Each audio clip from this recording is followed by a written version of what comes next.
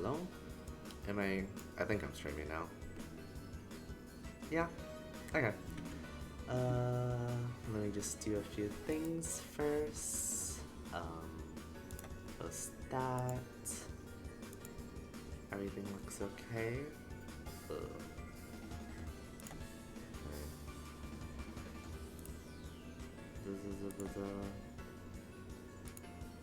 Okay, I'm just gonna hope everything is okay, and we're just gonna go. So today we're playing some Project Sekai. I said yesterday that I wanted to play my rhythm games because I love rhythm games, but I didn't. So the stream yesterday, for my first stream, I forgot to save the VODs. So my first stream ever, the VODs deleted, and I'm really upset about that actually, but it's okay. It's a new day, another stream. But at the end of my first stream, I said that I really liked rhythm games and that I was thinking of streaming a rhythm game. So yeah, we're playing Project Sekai. It's one of my favorite rhythm games, and I didn't do my talent show today, so we're gonna start with that. I guess I'm gonna play Ruby. What song? Actually, you know what? I'm kind of feeling Showtime Ruler. It's such a fun song. Do I have to adjust any of this? No. Okay. Hopefully, it's not too bad. Like, the brightness and everything. I couldn't fix everything. I hope that the stream looks okay and sounds okay. Oh my gosh, look at all my people in their outfits. Don't ask me how much I spent on this game. It's an absurd amount of money that I spent on this game. Like, not that absurd. I'm a gacha game addict, so I've spent a lot more on other games. Like Hoyoverse games, oh god. Project Sekai, actually, I would say it's not too bad. Maybe I spent like not even $100 in total, so not too bad. When am I on next Showtime? Oh yeah, the group that I'm playing. So Project Sekai has 5 groups, if you didn't know. And so this is Wonderland X Showtime. And they're just a bunch of performers. And so I just think it's funny, the costumes I have for them, because it's just so, they're all just so different.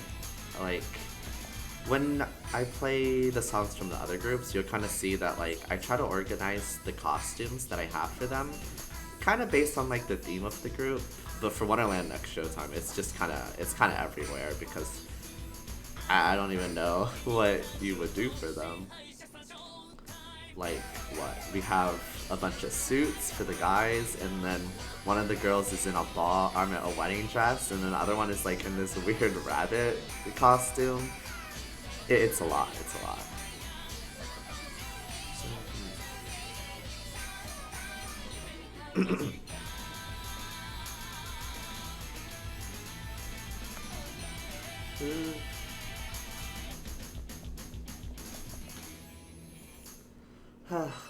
First one. Full combo on my like that was a warm up.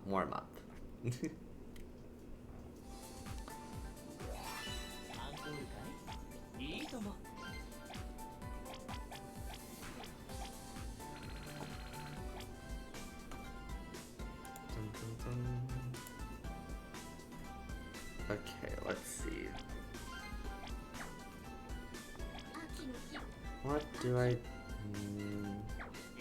Oh, I should probably look at the event stuff. To exchange, so I can get Kaito. He looks so goofy in this card. I don't... Wait, maybe I'm looking at it weird, but he looks kind of goofy if you ask me. I don't know how much I approve of this card for him. Let me see. Actually, it's not too bad, actually. I thought he looked a little bit weirder, but he's fine. I like his outfit, actually. It's not bad. Yes, give me more gems. I actually have a good amount of gems right now. I have almost 11,000 gems, 3,000 gems per 10 pull. Almost like, what's that, 4 pulls? Alright, yeah, almost 4 pulls. 40 pulls. But I'm saving for the next event. The next event is going to be a Wonderland X Showtime event. And I want to get any of their cards because I actually don't have too many of their cards. If you look at my people real quick, let's go based off of rarity. And for Wonderland X Showtime, like I only have 1, 2, 3, 4, 5. Well, that's Kaito. I'm not gonna count Kaito's cards. I have 3 WXS Kaito cards, which is crazy. But 1, 2, 3, 4, 5, 6, 7, 8, 9. 9 of them. I only have 9 of them. I'm saying only 9 because they're like one of my favorite groups. Like if you compare them to VBS, they have 1, 2, 3, 4, 5, 6, 7, 8, 9, 10, 11, 12, 12. Okay, maybe it's not as bad as I'm thinking, but it feels bad. It doesn't feel the same, okay? Oh, and then, yeah, this is my team right now for the event because it's a more and more jump event, so... And also pink, so I just need to... They either need to be pink or they need to be more and more jumps, so... That's my count. What song do I want to play?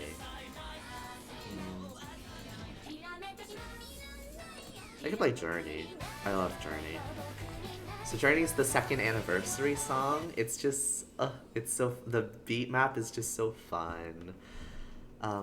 I try to do it, I'm trying to perfect it on Master, but that's not going well. And also I just started playing, so we're just playing Expert right now. But I'll try more difficult songs later down the line. I'm just starting, okay, just warming up.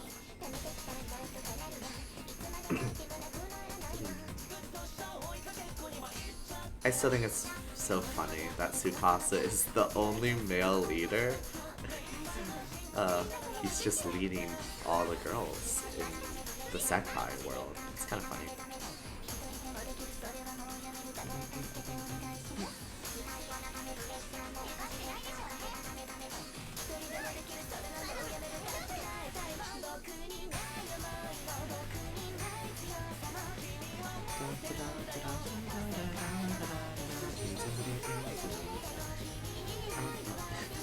Oh god, no! Okay. Sorry, I got distracted by Kanade's outfit with the mask. I was just looking at it because it suits her so well, but I think it's so funny that she has like a mask. Like most costumes don't come with like extra accessories like that, so it's nice to have. And then my Hatsune Miku, she's decked out in her hairstyle that I had to spend all of my upgrade material on, but it was worth it. It was worth it. She's giving the steampunk look that I'm hoping for.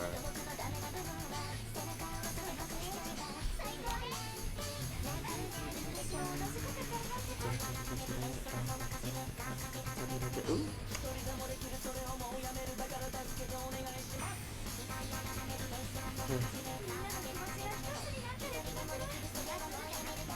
Actually, I think I need to play a harder song after this one. I'm kind of just mindlessly tapping right now. I'm not feeling the... Okay, I missed a note. Don't quote me on that, but... No, okay, seriously though, I need to feel more of the pressure. I'm not feeling too much of the pressure. Ignoring the notes that I missed. I can perfect this song, I swear.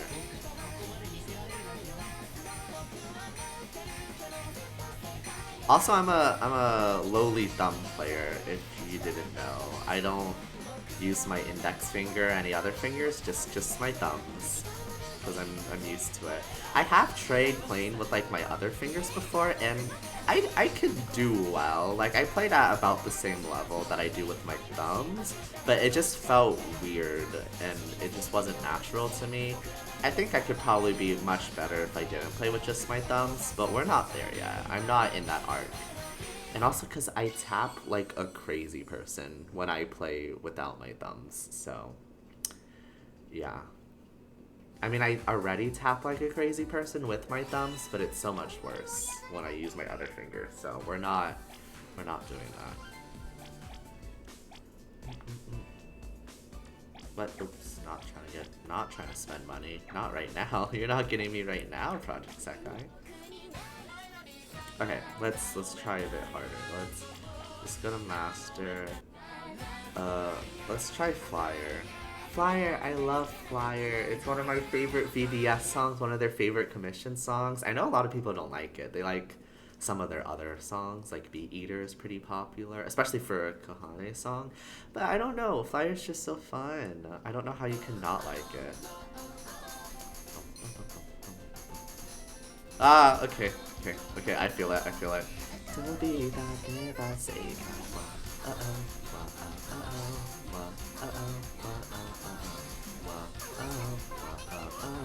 No, 飛び立てば世界どこまでもまた瞬かい風それでどこまでもたらこわけたない話そうあれ来ないも青く澄んでるのにまだ来ないも迷う必要はないよ幼いこの足が踏み出し止まってる僕らファイヤーファイヤーあーファイヤー積んだ世界を放って夢見た夢が最高の常習けるいつだって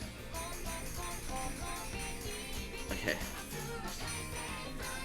we're about halfway through the song. Ah, fire, kita tsunda, sakayo wo. Ah, no. Please. Itadatte. Ah. I was too confident. My hubris got the best of me. I'm playing it on expert because I need to finish Flyer, but disappointment. I could probably do it. I'm not as warmed up as I was thinking I was. It's okay though. Also, I need to refill my energy. Because I play in energies of 10, so it goes by pretty fast. It's okay. I'll do it another day.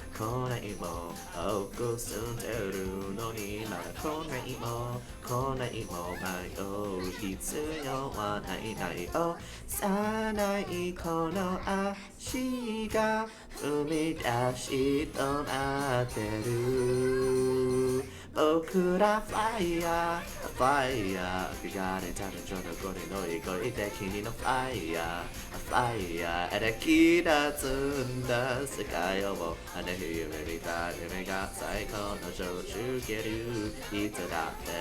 Kono omo I believe in it. Asaite mo ke fire, fire.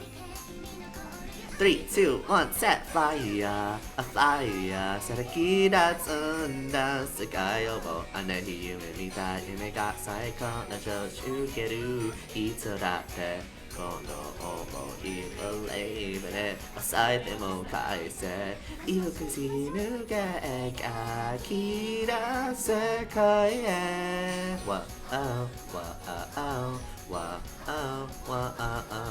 wow, wow, wow. 飛び立てば世界 Wow, wow, wow, wow, wow.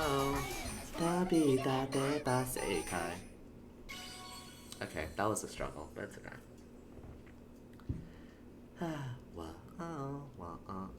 This is such a catchy song. How could you not like it? All flyer antis are red flags. They're red flags. Okay, let's try a night court song. What song do I want to do? We could do villain. Villain's fun. I'm not gonna try 29.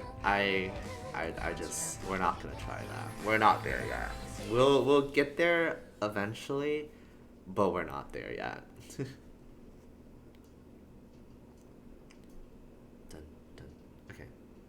Look at their outfits, so contrasting. I love it. Bum, ba-da-ba-da-dum. Bum, bum, ba-da-ba-da-dum. Bum, ba-da-ba-da-dum.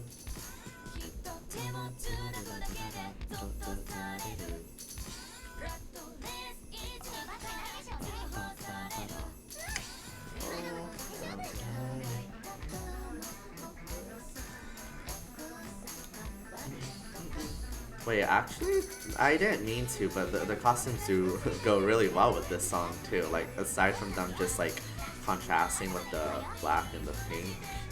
Yeah, black, pink. Ugh, don't get me started on black, pink. Oh god. Oh no, I can't get into my controversial K-pop opinions right now. Not right now. Anyways, yeah, so I like the black, pink color contrast.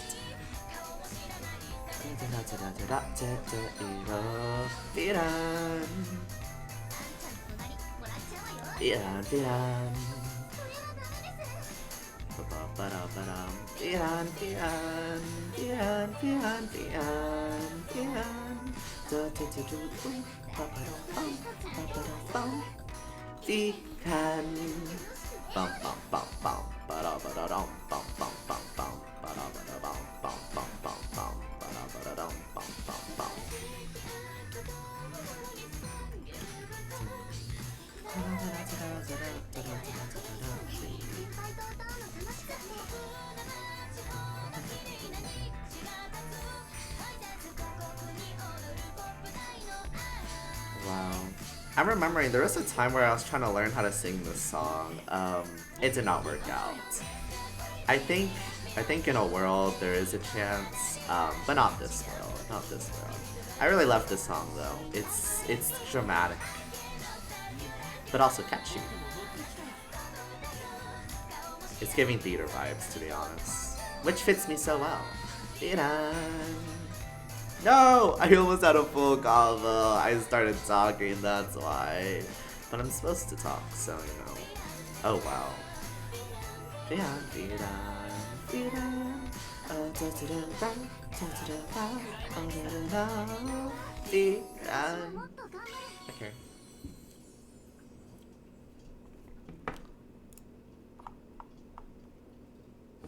Oh my gosh, I just saw the stream chat. Hello.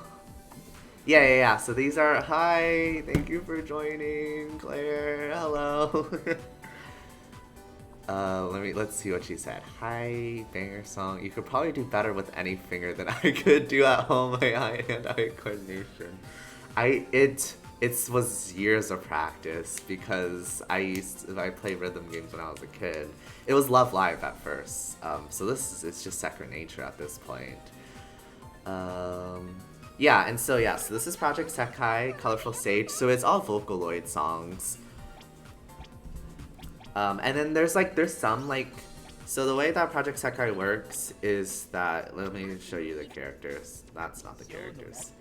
Okay, so, you know, you have all the Vocaloids that you know, Miku, Rin, Len, Luca, Meiko, and Kaito, but then we have these, original subunits, and basically the whole concept of Project Sekai is that, these high school kids just randomly get a song on their phone, and when they play it, they get transported to this, mythical realm where it's Hatsune Miku, who's just sitting there, and they're like, I heard you have a dream about making music. Let me help you make that happen.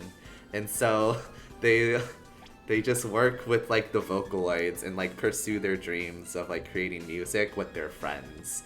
And then so each of the group kind of have a different concepts, and then so they get assigned past Vocaloid songs based on that concept, and then they also get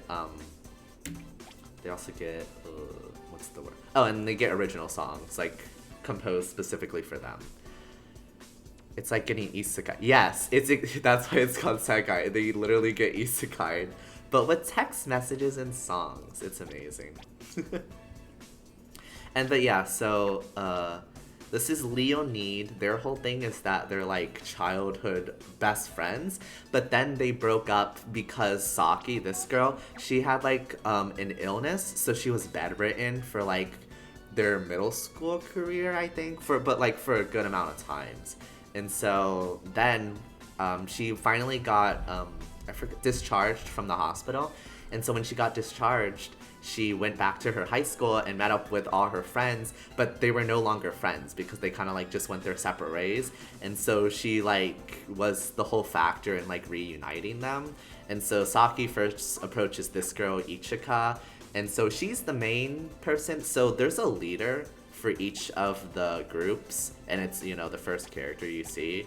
And so by leader, it basically just means that their dimension with Miku, which is called a Sekai, that's why it's called Project Sekai, and also the Isekai thing. The world where they meet Miku is called a Sekai. So basically the Sekai is based off of the leader's dreams. And so Ichika's dream is basically to start a band with all of her childhood best friends. And so they just reunite basically. And then they each kind of have their own thing within the story. So, you know, each of the characters have a reason why they split up from the friend group. So Ichika kind of just got left. Saki was in the hospital. Honami, she just kind of got new friends and like discovered she had different interests. And then Shiho, she's a loner kind of person. She just like got really emo, and she was like, I don't need friends anymore. But then you reunite, and then, you know, happy. The lone wolf, exactly. And then so the next group is more Jump, and they're the idols. And so their whole story was Haruka, the blue-haired girl, she was an idol. She was a child idol. So like when she was a kid, she was a pop star. But then Minori, she looked up to Haruka because she was a big fan of Haruka. So, you know, when they were kids, let's say like when they were like 10 through 12, Haruka was an active idol and Minori was like her #1 fan. And so then we like fast forward to high school, and then Minori, she gets a text message from Hatsune Miku, and then she gets her own Sekai based off of her dream to be like Haruka and inspire other young girls by becoming an idol herself. And so then she gets this group together by Haruka. So she was an idol before, but then when she got into high school, her like idol group disbanded, and so now she's like, I can't return back to my idol ways. That's past me now. It's time for me to be your typical high school girl. And also I think she had like some PTSD because I think at their last performance, like they messed up or something. So anyways, Minori, she wants to be an idol now because of Haruka, but Haruka's like, I don't want to be an idol anymore. So, you know, there's that. Oh, and they all go to the same high school, coincidentally. So that's fun. Yeah. She just got a text from Miku, who was just like, so I heard you wanted to be an idol. Here's how. So that was funny. And then Airi and Shizuku, they're just other girls at the high school that get recruited by Minori to become an idol group. Airi's whole thing is that I think she's really like outgoing about like being an idol and stuff like that. She's like really out there. She pushes that out there. So she gets bullied for it by just random people because they like call her extra and stuff, which is just rude. And then Shizuku's whole thing is that she actually really looks up to Airi. She's like, oh my gosh, I wish I could be as open about my interests as her. There's a little tension there. I'll show you a song. They have a whole song. I'll show you. But yeah, so they want to be. So whenever Minori recruits Airi, they also get Shizuku because I think at one point Airi's like, I'm gonna stop being an idol because of all of the bullying. But then Shizuku is like, wait, no, I've been a secret fan this whole time and I look up to you and I don't know what I would do if you stopped being an idol. So then they form the group. And then Haruka is still like against like forming an idol group. But then Minori, Airi, and Shizuku, they actually perform like one stage together, and then Haruka sees this because she gets personally invited by Minori, and like Minori is basically like, you inspired me to be an idol, but I understand if you don't want to be an idol anymore, but please just come to our first show and let me show you like the same emotions that you showed me when you were in an idol. So then she goes to the show, she like falls in love and realizes that she still misses being on stage, and she joins their idol group. So, you know, that whole thing, yes, they're all gay for each other. Well, I think the main ships are Minori and Haruka and Airi and Shizuku. But we love to see it. WLW. And then the next group, this is my favorite group, VBS, Vivid Bad Squad.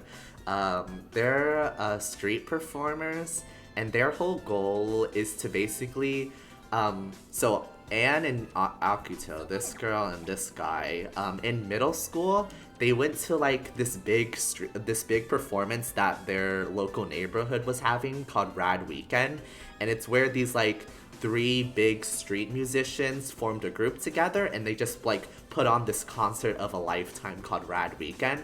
And so Anne and Akito, they went to this concert as middle schoolers, and like they fell in love with the music, and they were like, yes, I want to do that. When I grow up, I will create my own music band, and we will surpass Rad Weekend, because you know it's kind of like a whole dream thing, like goal, basically like surpassing your idol kind of thing. So that's their goal. Fast forward to high school once again, because it all happens in high school. Anne is like performing on the street because she's a solo artist right now, but she's trying to like build up her credentials, I guess, and also just like, you know, practicing her talent. So she's performing on the street, and that's when this girl, the leader of the Sekai, Kohane, she's just walking by. She's like your typical like studious girl. She's just going by her everyday life, but she sees Anne performing, and she's like, oh my gosh, that's what I want to do. Like, it like reaches her heart, because we kind of like saw Kohane before, and she was just kind of, you know, going through her like day-to-day kind of thing. But when she saw Anne performing, she was like, oh, this is what I want to do. I want to create music, and then like specifically with this girl. So they team up, they become a pair, and then we switch to Akito and Toya, and they're already a pair. So basically, yes, just it's really just just people inspiring other people. We love to see it. So then Akito and Toya, they're already a duo. I think the way that happened was I don't actually know. Because Toya, so they do like a bunch of like street music, like a bunch of, I don't even know what the genre is, but that's how they describe it. And then, but Toya, he's trained in classical music by his really strict father, and so, you know, like he was playing like piano like ever since he was like a kid, and he was like grew up with this strict regime. But he basically wanted to join Akito in like his side of music, because his father sees street music as like as not real music, you know. His father is all like, if you don't play the classical music, then you're not a real musician. So Toya basically, to like rebel against his father, is like, let me join this random guy in his like performances, because I don't want to do classical music anymore, because I hate it, because my father pushed it on me. Yes, a musical style. We hate him. We hate his father. So he joins up Akito. They create a duo called Bad Dogs, which is just a funny name. And so they're a duo, and they're just doing these like weekly performances at local bars and stuff. And then so Akito and Toya, they meet An and Kohane. Their group is called Vivids. So the girls, they're Vivid, and then Toya and Akito, they're Bad Dogs. So they both coincidentally end up at this same like musical showcase at a local bar. And Akito, he actually knows Anne because her father was one of the musicians in like the Rad Weekend, in the big concert that they're trying to surpass, that they saw when they were middle schoolers. So he knows who Anne is, and he knows that she's also trying to surpass Rad Weekend. So he kind of looks up to her. He's like, oh man, Anne, are you like finally like going after your dreams? Like you need to like start forming a band. I know we're rivals because we're both trying to like surpass Rad Weekend, but I hope that, you know, like you take it seriously and that like you're able to get up there. And she's like, oh yeah, I actually finally got my partner. Her name's Kohane. I just like randomly found her one day and she wanted to join my group, so we're a duo now. And he's like, oh, that's cool, I can't wait to see you perform. And then like, so Akito talks to Kohane. I think yeah, they're just kind of interesting.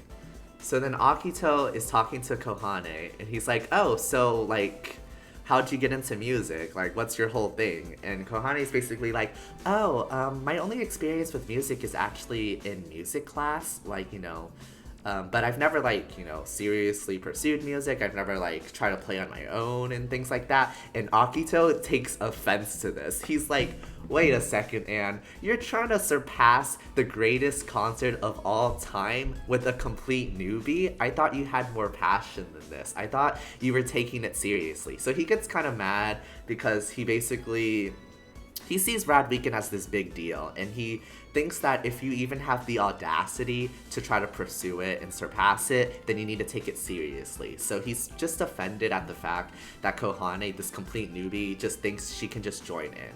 But either way, there's a little bit of tension there, but we go...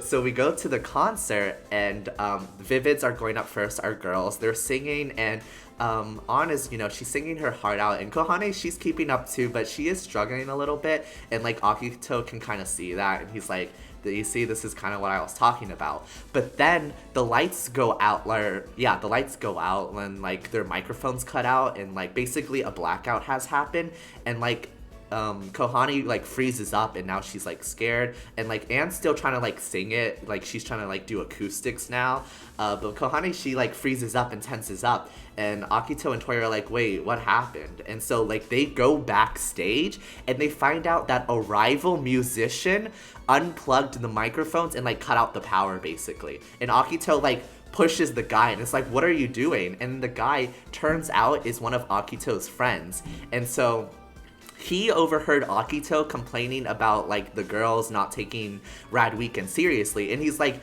dude, I didn't say to, like, sabotage them, like, what are you doing?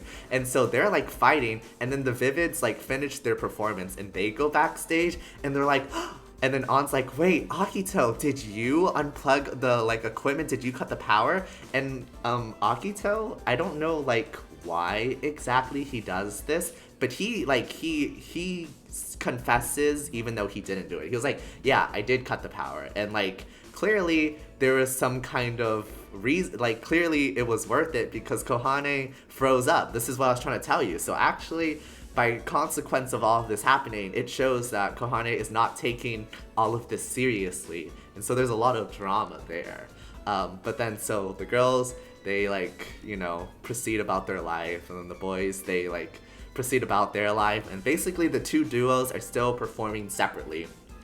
But then this is where Hatsune Miku comes in. She sees that these people, like, they deserve to be a band, but there's a little bit of miscommunication.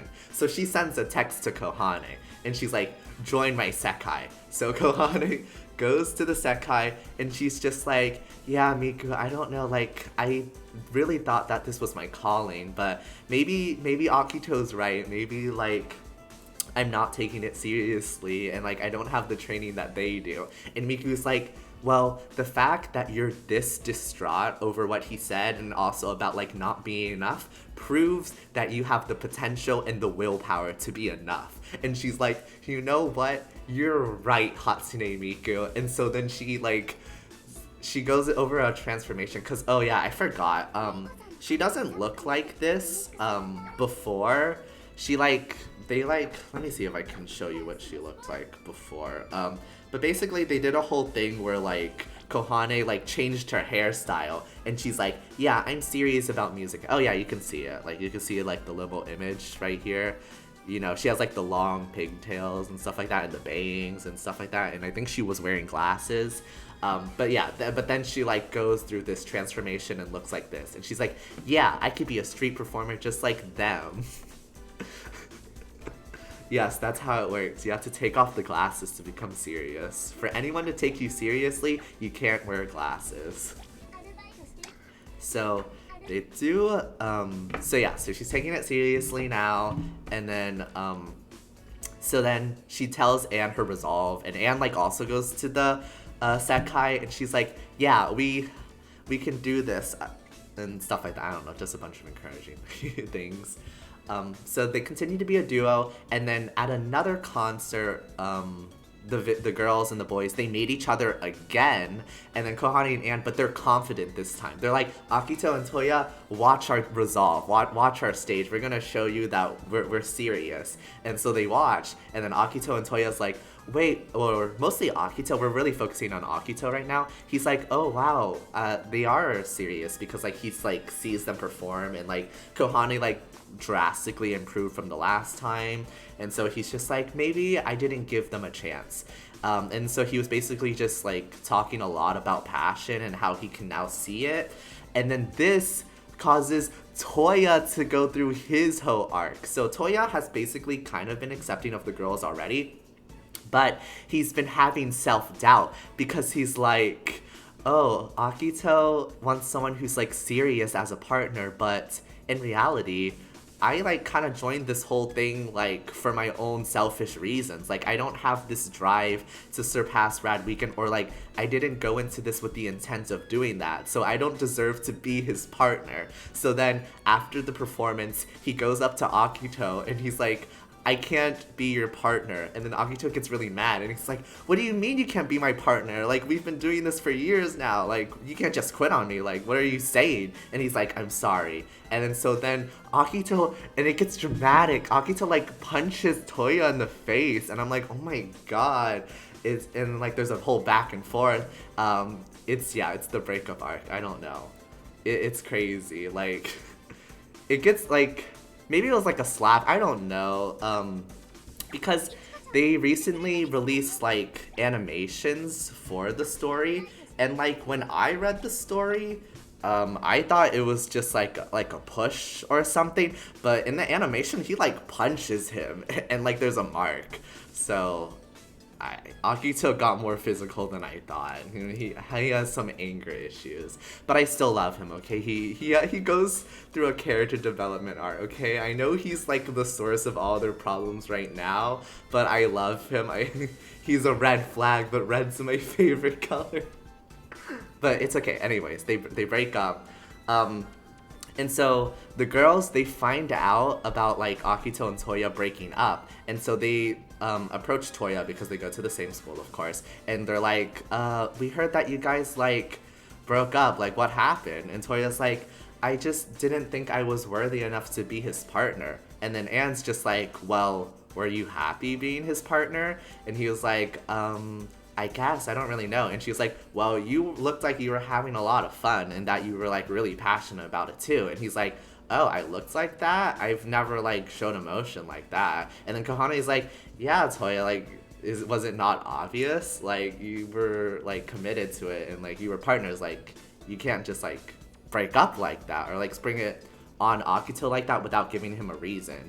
And so Toya's like, wait, I kind of misunderstood this whole thing. And so Anne's like, okay, let me bring you to not Hatsune Miku, but my dad. So they bring Toya to Anne's dad, who, you remember, was one of the people in Rad Weekend.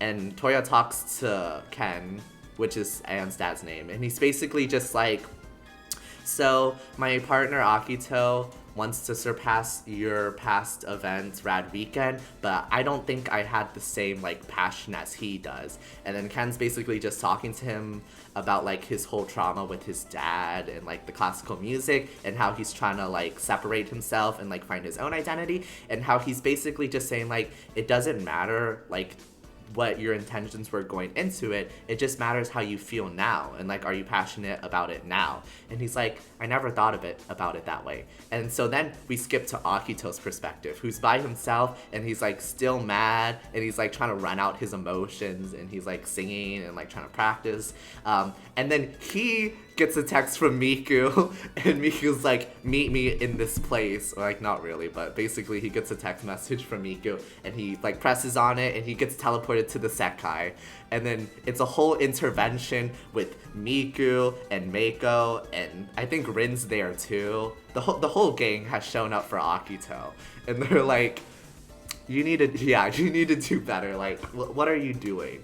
And then Akito explains the whole situation about like how he was like shocked that Toya broke up with him and that he just wants to surpass Rad Weekend with like people that he's close to. And then Miku's like, well, did you ask Toya why he didn't want to be your partner? And he's like, oh, no, I kind of just got upset that he, like, broke up with me, but no, I didn't dig into deeper about, like, why he might have been doing this. And then Miku's like, dude, you need to go do that. And so Akito, like, gets out of the Sekai and, like, sprints to the cafe that they're at. And then he bursts through the door as, like, Ken and Toya are talking. And then Ken's like, oh yeah, right on cue. I don't think he agrees with what you just said about not being passionate enough. And so then Akito, like, grabs Toya by the shoulders and is like, why did you say that you didn't want to be my partner? And then Toya's like, it's because of, like, how I started out. I didn't think I was, like, worthy enough to be your partner because, like, when Kohane joined Anne, you were talking about, like, being passionate, and, like, I just felt guilty about, like, not having the same passion as you. And then he's basically just, like, saying, like, and then Akito's just like, I was, like, stupid for saying that, okay? I just want to surpass Rad Weekend with my friends, and, like, if, like, that passion is at the risk of, like, your well-being, then it doesn't matter. And so they basically just have this heart-to-heart where they talk through their problems, and he's like, well, how do you feel now? Did you like being my partner? That's all that matters. And Tori's like, of course I liked being your partner. And he's like, so do you still want to be my partner? And then Tori's like, yes. And then they, like, they don't hug, but, like, they passionately grasp each other's hands. And, you know, that's all I can ask for. Oh, and then Anne and Kohane are, like, watching them be gay together, and she's like, oh, so I had this idea where, like, we should just all be a group together. That way we can, like, surpass Rad Weekend, because, you know, if, like, we all agree we're passionate about it and we all have different, like, skills and things to bring to the table, we can, like, just do it together. Like Akito said, the whole point of Rad Weekend isn't to, like, throw away yourself to the cause. It's to, like, you know, do it together and with passion. And so they agree, and then they form Vivid Bad Squad.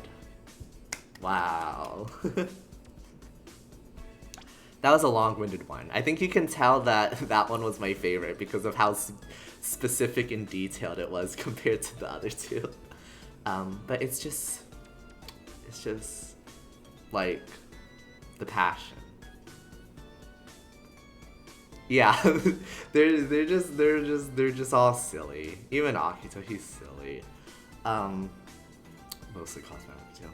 And Wonderland's X Showtime. So they're the circus clowns. Mostly this guy. This guy right here, he's a clown. He's a little silly. So the way it starts is Emu, this girl, yeah, I know. They're performers at a theme park. That's why they're so fun. They're, like, probably my second favorite group. Sometimes first. I love them. So Emu, she is the daughter of the creator of this theme park called Phoenix Wonderland. And so Phoenix Wonderland has this this live stage, like this theater stage, in, like, a remote corner of the park, and she is in charge of all the performances. But recently, a lot of the performers just quit because of lack of interest, and even the higher ups of the park are like, hey, we're gonna have to close down the stage to make room for another roller coaster because no one is coming to see your little shows anymore, Emu. Like, I know you're my daughter and I love you, but, like, you know, you can, like, do other things. You could be, like, a mascot performer at, like, the main entrance and things like that, but, like, this stage, I don't think it's working out anymore. So as a last-ditch effort, Emu is like, wait, let's hold new auditions for, like, one more round, like, one more cast, just to, like, you know, do, like, one last show. And, like, I swear we'll, like, get the ratings up. We'll get more people to show up, basically, what she's trying to say. Yes, they hate the theater kids. And so they hold this audition for new cast members for the stage, and this is where this guy here, this silly, goofy kid, Tsukasa Tenma, he is the most confident person you'll ever see, the most misplaced confident person you'll ever see. And so he shows up at the performance, and I forget what he says, but he says something like, it is I, Tsukasa Tenma, the soaring Pegasus of Phoenix Wonderland, here to meet your acquaintance, and stuff like that. And so, So Emu is like one of the people, like one of the directors who's doing the casting, but there's like two other people there, and they're like kind of thrown off by like his high energy, but then Emu is just like, yes, I need you. And so like, since she's the daughter of the stage and also like the lead coordinator of the stage at this point, because she's the only performer left, she basically gets to hire Tsukasa. So Tsukasa, Tenma, and Emu, they get to team up together, and they're ready to make the performance for the stage. And it's been a while since I read the story, so I kind of I'm forgetting some of the little details. But Ruri and Nene, they're like a duo because they're like childhood best friends. And so they were just, I think, regular theater performers. Like, they did performances like not inside the theme park, but just like outside and about. Yeah, they're besties. And so they hear about the Phoenix stage somehow, and they basically just joined the crew. They just joined the cast to like help put on this next performance. And so, I'm not too like, I forget the story, but I can talk about like the whole character, each of the characters and their whole personality, so I can go into that. So Tenma, so his backstory for wanting to be a performer is actually kind of sad. So Tsukasa is actually the older brother of Saki. Yeah, plot twist. It's all connected. So if you remember, Saki, she was bedridden with an illness when she was younger. So Tsukasa would like do these like little mini shows for her when she was in bed to like cheer her up, because like their parents were like always out working to like get the funds to like pay for her hospital bills. And so Tsukasa would just like be solely in charge of her at home and would like do these little performances for her, and like it really made her happy. And so that was the like origin for him wanting to be a star. That's his whole thing. Tsukasa wants to be a star, and he thinks that being on the Phoenix Wonderland stage will help him accomplish that. So that's his whole motivation. But something that we see in their story is that he's forgotten this. Tsukasa, because remember that in high school, Saki got better. So like, it's been like a few years since Tsukasa has performed for Saki. So he just thinks it was just like a fun little thing that he did, and he's forgotten that was his whole motivation for becoming a star, was to make other people happy. So he's a little bit arrogant now, you know? He's like only out for himself. That's like his little red flag. So that's his thing going into the story. Emu, she's just like a very high energy girl who just wants to be happy all the time, and so the thought of her stage closing makes her sad, but she's not thinking about that right now. She knows that there's still time to save the theme park, or not save the theme park, but save her theater stage. And so she's just like really happy, and she's like, bad thoughts don't exist. Wondahoy. Oh, that's her catchphrase. Emu, whenever she appears on stage, she says, Wondahoy. That's like her whole greeting kind of thing. It's very fun. Nana, she is a introvert, and like, I think her thing was she has a really pretty singing voice. And like, I think she performed a bit when she was a kid, but as she got older, she kind of became more of a recluse and more introverted. And so she just like kind of kept to herself, and she's like, I don't think I can really like be a part of the theater world anymore. Like, I don't know if like there's a place for me anymore. But then her bestie, Rui, he is a psychopath, but we love him for it. So he's kind of like the director and stage manager and stagehand and like mad scientist. He basically creates all the props, writes the scripts, directs. He does it all. He is talented, never before seen. So he's the ringleader. Yes, exactly. So I think as a kid, he grew up with Nena, and they were basically just doing little local theater performances together. And so when she was on stage singing, he would be helping with like the props and like the blocking and stuff like that.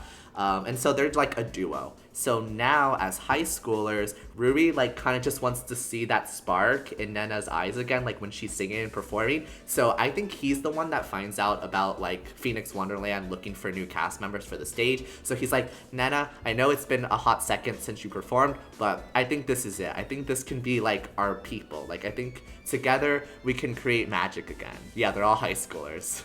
So they all reunite now, so we're back to the present day. They're all at the stage and they're like starting to get ready for their next performance. So they're like assigning roles. Rui is gonna be the director, script writer, prop man, stagehand, everything. He's all of it. Tsukasa obviously is gonna be the lead actor. Nena is gonna be the lead actress, and then Emu is like the supporting actress and also just like she plays all the other characters. I think she also even plays the villain in this in like the stage performance they're doing. So like basically their whole story is that they're like setting up for this big performance to help save the theme park, but then conflict arises when Nena, she's like, okay guys, I'll do the performance because I think the performance calls for like a really heavy singing like there's a big musical number or like a big singing part, and so that's why Nena is the main actress. But she's like, but I have stage fright and I don't think I can go on stage. So Rui creates a robot of Nena that she can like sing through, so like it can stand on stage for her, and she just has to like sing through a microphone, and like she doesn't have to actually physically be on stage. So just kind of accept that fact that this high school guy can just create a robot that's fully functioning. Yeah. Let me see if I can find an image of the. I don't think I really can. There's a stamp, but you can't see the full robot. But yeah, this is what the robot looks like. That's, well, just the face, but yeah. He creates a fully functioning robot. It's kind of crazy. So, they're basically still going through rehearsal. You know, Tsukasa and Emu are a little bit hesitant about, like, Nena not actually being on stage. But, you know, they have a little banter, a little back and forth, and they're able to go on with the rehearsals. So they're rehearsing, and then I think there's an incident like while they're rehearsing where the robot like malfunctions during Tsukasa's scene. I forget what the malfunction was, but I just remember it was kind of bad. Like I was actually like, oh, that's actually kind of a big mistake. But Tsukasa gets mad and he like erupts basically on Nena, and it's like, why I don't understand why you can't just get on stage. Like, I thought your whole thing was that you were this talented singer and that you wanted to like redeem yourself and become a performer again. Like, you can't just keep hiding behind a curtain. Like, if you want to be a star, you got to do this and stuff like that. And so he basically gets really mad and then he storms off. And so I think what happens is that like he comes back the next day, cooled off, and like Emu's there, and he's like, okay, I know I was mad yesterday and that I left rehearsal early, but like I'm ready today. I'm sorry that like I got really mad, but like let's try to have a better rehearsal today. And Emu's like, Nena and Rui quit, and he's like, oh, this is my fault, I see. And so he basically goes on his redemption tour, where he tries to help like get them back. But it takes a second for him to do this because he's still a little bit too arrogant. At first, he's like, oh, we can still do it without them. But then this is where Hatsune Miku comes in, and she sends a quick text to Tsukasa, and he's like, Tsukasa, we need to talk. And so he goes to the Sekai, and then the way they reach out to Tsukasa is that Miku and like I think the main people in this Sekai are Len and Kaito. They basically do this stage performance for Tsukasa in the Sekai, and he gets inspired by it, and then he's like, oh my gosh, I remembered why I did all of this. It wasn't just to become a star, it was to make other people happy like I did with my sister who was sick as a kid. And so, you know, he gets all these flashbacks and he's like, I know what I must do now. And so he goes to Nena and he's like, I apologize. Like, I know that I don't understand, but I sympathize with, you know, struggling with, like, you know, your stage fright and stuff like that. And I forget how she conquers her stage fright, but she does. And she's like, you know what, like, I kind of agree. I was being a little bit too much, you know, I should be on stage. They still keep the robot. Like, the robot is still in the performance a little bit, but, like, it's a fun gag. So she kind of does that. And then Tsukasa goes to Rui, and he apologizes to Rui. And then Rui's like, I'm not convinced. What I saw when you exploded on my friend, that was pure arrogance. I'm only trying to help people out that have the same pure intentions as Nena and Emu. So, like, I don't like trust in your motives. So I'm not gonna join unless I actually, like, see a real change. And so I think, like, Tsukasa brings Rui to the Sekai and, like, does a, like, performance for him, and then, like, does, like, his whole speech about, like, how he's trying to do this to make other people happy, like how he did for his younger sister. And then, like, Rui's convinced, so now he's on board. And so they're back at the stage, but Emu is nowhere to be found now. So Tsukasa has to go back out to find Emu. And so he finds Emu, and she's, like, not the same bubbly self as she usually is. Like, she's still, like, smiling, but he can tell something's off. And he's like, oh, where were you? And she's like, oh, I was just, like, you know, walking about, no need to worry about me. And she's like, oh, were you at the stage? Is everyone else there? Let's go now. And he's like, no, we need to talk first. And so they go, oh, wait until this last group. This last group is full of angst. But anyways, so he's like, okay, let's take a ride on the Ferris wheel first. Actually, I just want to see the view of the theme park. Like, I heard the Ferris wheel is just so nice. So they go on the Ferris wheel together, and then Emu just starts crying at, like, the sight of, like, the theme park all together. And he's like, why are you sad? And she's just like, oh, you know, I just got, like, news from my father saying that, like, they're most likely gonna, like, proceed with the, you know, the scheduling of, like, the demolishment of the Phoenix stage because ticket sales for our upcoming performance aren't looking great. And he's like, he basically, like, gives Emu a pep talk where he's like, you know, I did go into this job, you know, just looking to be a star, but I see how important this theme park is to you, and I also see how it influences people like Nena and Rui, and how, like, the community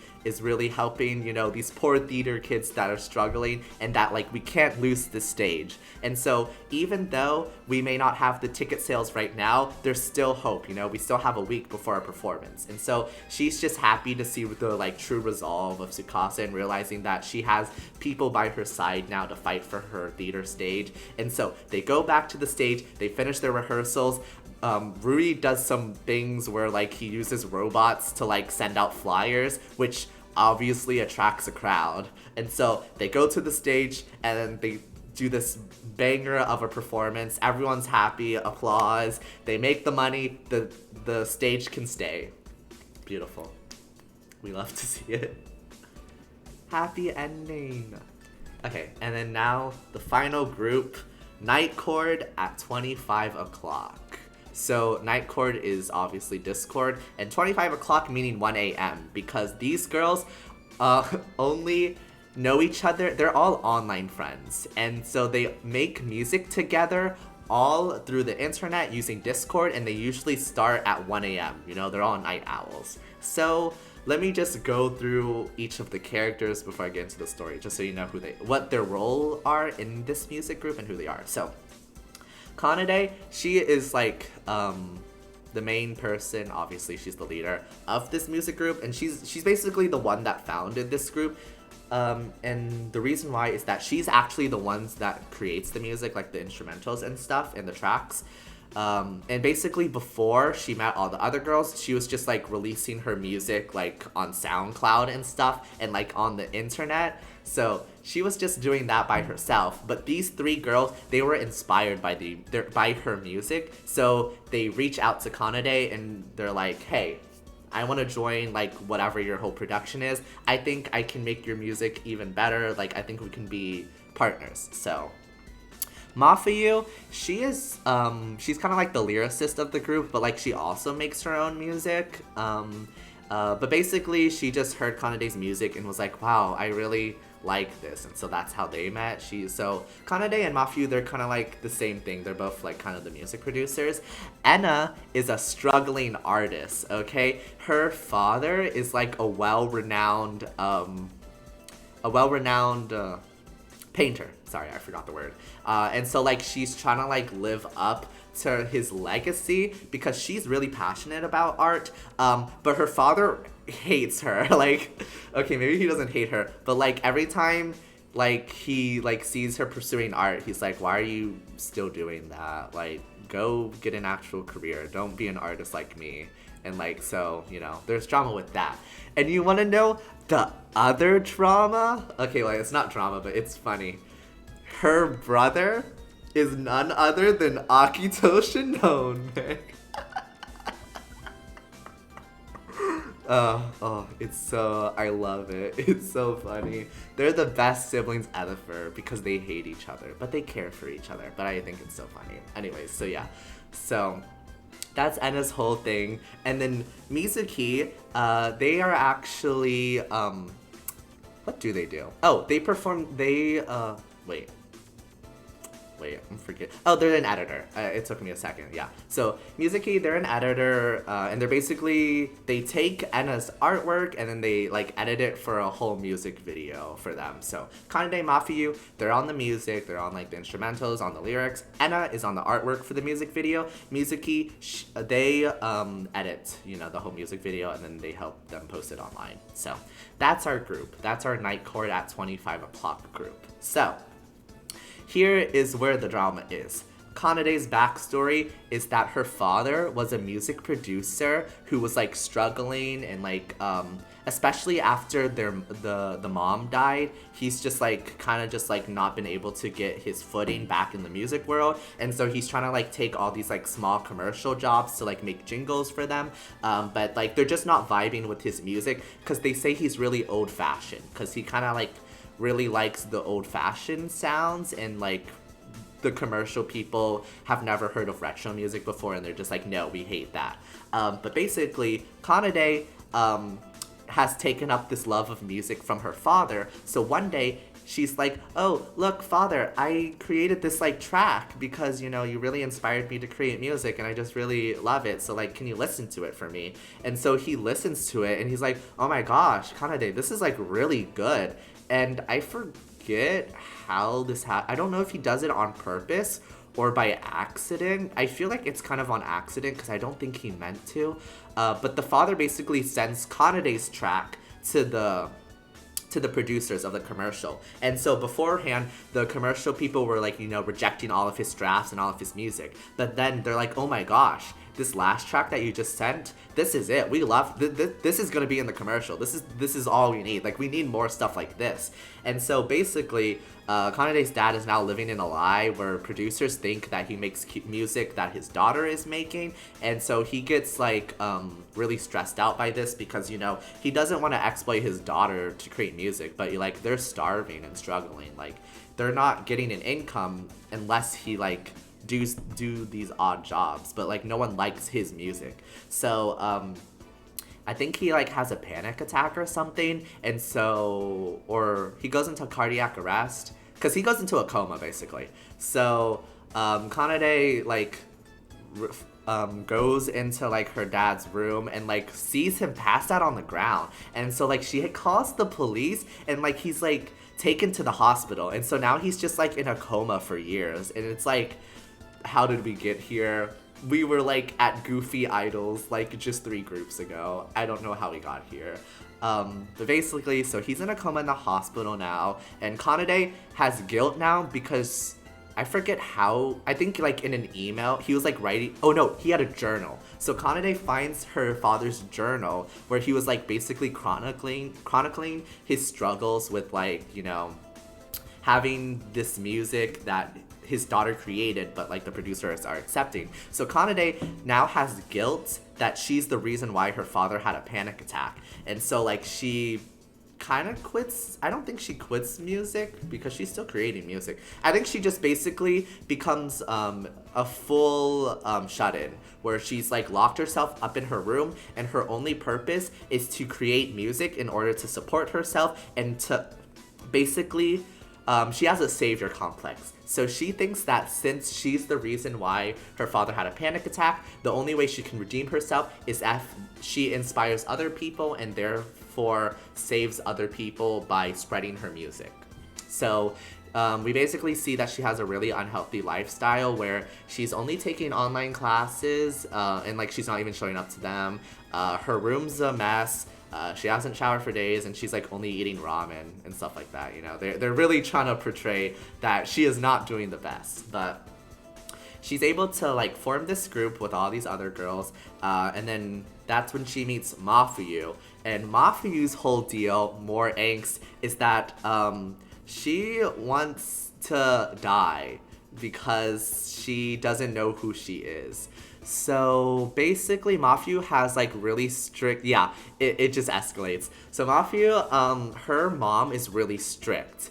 And her mom basically has this whole set path for her. And Mafuyu, for like the first like 18 years of her life, has been following in her mom's wishes. She's like the perfect girl, you know, she has like all the accolades. She makes perfect straight A's. She does all of the extracurriculars. Like she's in like archery club and stuff like that. But basically, she was basically doing fine until one day, I forgot how it happened, but she basically just had an epiphany where she was just like, wait, I don't know who I am. Like, I think it was like just a simple nonchalant thing where like, I think someone just asked like, what are your hobbies or something like that. And she just basically had like an epiphany where like her mother has been the whole reason why she's been pursuing like academics and trying to become a nurse, and like she just realized that that's not what she wants to do. And so she just realized like she's like a ghost of herself, and like she doesn't know who she is. So she's really depressed and is like contemplating a bunch of things. But then that's when she comes across Kanade's music, and like she like feels something for the first time in years, and she's like, wait, I felt something. I want to feel that again. So she reaches out to Kanade, and then that's where they become a duo, and like they create music. And basically, Mafuyu, she's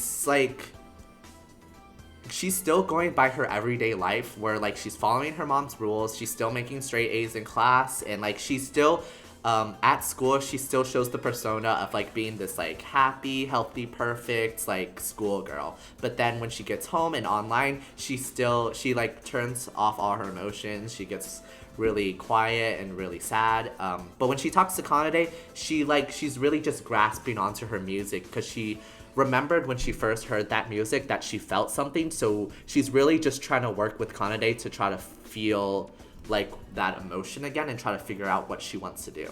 So that's Mafuyu's whole thing. Enna went through her whole thing about being a struggling artist and that how her father doesn't like her pursuing art. Oh, but another aspect to Enna is that she has like an Instagram account basically where she has one for art and like one for personal photos, and she realizes that her personal ones like gets more likes than her art ones. And so that's like just another thing where like Enna is really beaten down about her art because basically everyone is saying that like there's other parts of her that are better, that like she's better at other things, or she's like she has more attractive features to her, and so she just should just give up on art. So like she has like a lot of self-loathing to that where like she doesn't understand like why she's so drawn to art, but she like wants to do better. So that's Enna's thing. Music-key, they're just like the happy one, but not for long. But they're happy. They basically are just like, wow, this is just like a fun group where we get to make music videos together. Like, sign me up. And so like we see them in all these cute clothing, and they like go to school every day. They're just having a lot of fun. But what we learned about Mizuki is that some people are like talk behind her back at school. So like Mizuki, we see her interacting with people and she has friends. She's like really outgoing, really popular. But there's like a few people to the side that are just like, I can't believe they showed up like that. Like, why are they dressing up like that? So that's where we learn that Mizuki is actually transgender, and so she gets, or she might not, or they might not be transgender as more so a cross-dresser, because this is Japan, and so usually cross-dressing is more prevalent. So we don't know too much about Mizuki, actually. Her whole storyline is that she actually has a secret that she's keeping from the other girls. And so the secret obviously has to do something with their gender identity, but we don't know exactly what it is. We don't know if they're transgender or like if they're battling with that. We basically just know they go about their everyday and that they really like dressing up in cute clothing, but some people make comments about it. And so Mizuki is really shared to like share whatever her secret is to other people. So that's their whole thing. Then altogether, the story basically goes where they're just making music, but then Mafuyu's mental health gets worse. And so one day, she just like completely shuts them out and like is no longer joining the Discord server. And so they're just like what is happening? Like, where is she? Like, we need her to make the music, and also she's not answering, like, what's happening. And like, no one knows who she is in real life, because remember, they're all in real life friends, so they're just like not able to find each other. But we go back to where do we go back to? Oh yeah, so Mafuyu, we go to Mafuyu's perspective, and basically we learned that her mom like is getting stricter on her, because her mom's like, I see that you don't seem as serious about your studies. You seem to be in your room a lot more. I think I hear some music for some reason. Like, what are you doing? You're just acting a little suspicious, Mafuyu.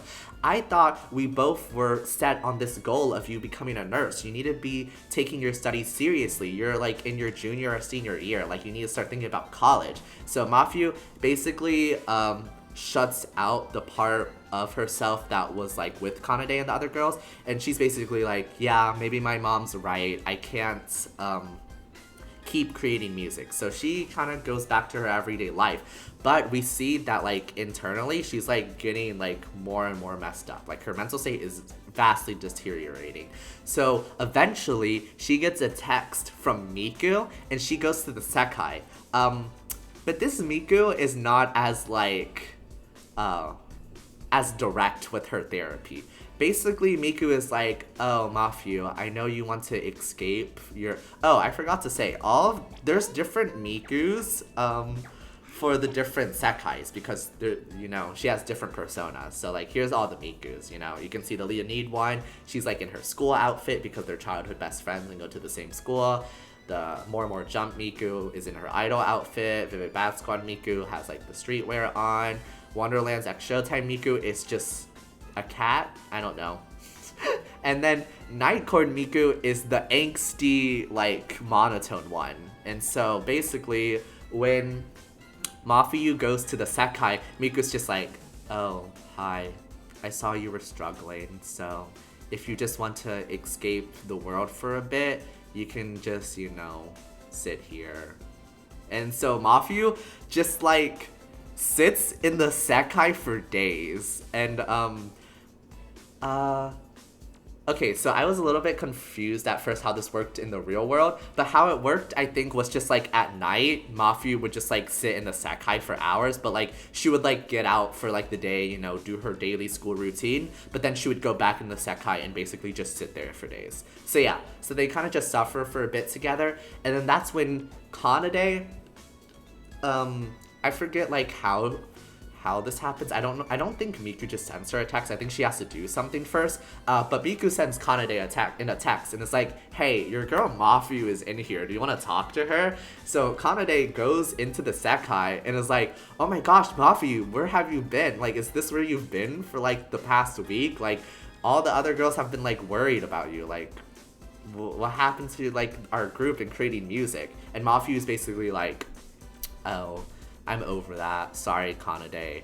When I first heard your music, I felt something, but it's been a few years now, and I can't, like, it's just not working. Like, I thought you were the key to my salvation, but you're not. Well, thanks for coming, but can you leave now? And so Kanade, remember, she has a savior complex, so she really gets hit by this. She's like, oh my gosh, I couldn't save another person. And so she gets kicked out of the Sekai because, oh, the plot twist about this one is that, remember how I said the Sekai is based off of all of the leaders' emotions?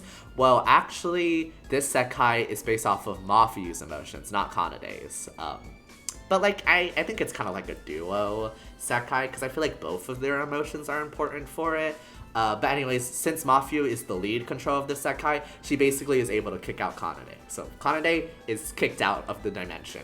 So Kanade basically goes back onto Discord and it's like, Enna, Mizuki, Mafuyu is like in this weird dimension and she isn't coming out and she doesn't want to make music with us anymore and I don't know what to do. And Enna's like, oh my gosh, that's crazy. But wait, hold that thought for a second. I look at this music that I just found. It's crazy. So they listen to this music together, and it turns out that the music is made by Mafuyu. So while in the Sekai, Mafuyu is like creating music by herself, but it's like really depressing music and actually like really eerie, but like kind of intriguing. So the girls are basically like, oh my gosh, that's Mafuyu making this like weird, disturbing music. And so Kanade is like psychoanalyzing the music to like get her mental state, and she's like, the reason why it's so intriguing to us is that like we can relate with like the suffering that like we can hear in her music. And so like Kanade is just like getting more like pent up about like trying to figure out how to save Mafuyu. And then so I think what happens is Kanade goes to the hospital and is like sitting by her dad's bedside, and like he's like still like in a coma, but like she just kind of has an epiphany where she's like kind of just realizes that like, yeah, her whole goal is to save people with her music, but she can't do that like by herself. I don't know exactly what the conclusion was, but I think the conclusion was like she can't do it alone. Like she kind of needs help from other people. Like she can't put all of this mental toll on herself, and that like, yeah, it's like a good goal to try to save other people, but she can't do that if she's not helping herself, you know, because this also goes back to her unhealthy lifestyle. So she's like, yes, I still want to save Mafuyu, and I still think I can help her, but maybe by showing that I'm also suffering and that like, you know, everyone has issues, like maybe like we can work on it together. So Kanade has that epiphany, she runs back home, and then we go back to Enna and Mizuki, who like are also like kind of going through their trauma. So Mizuki, I kind of said before like what her whole deal was, where like we see that like at school they were getting bullied, kind of.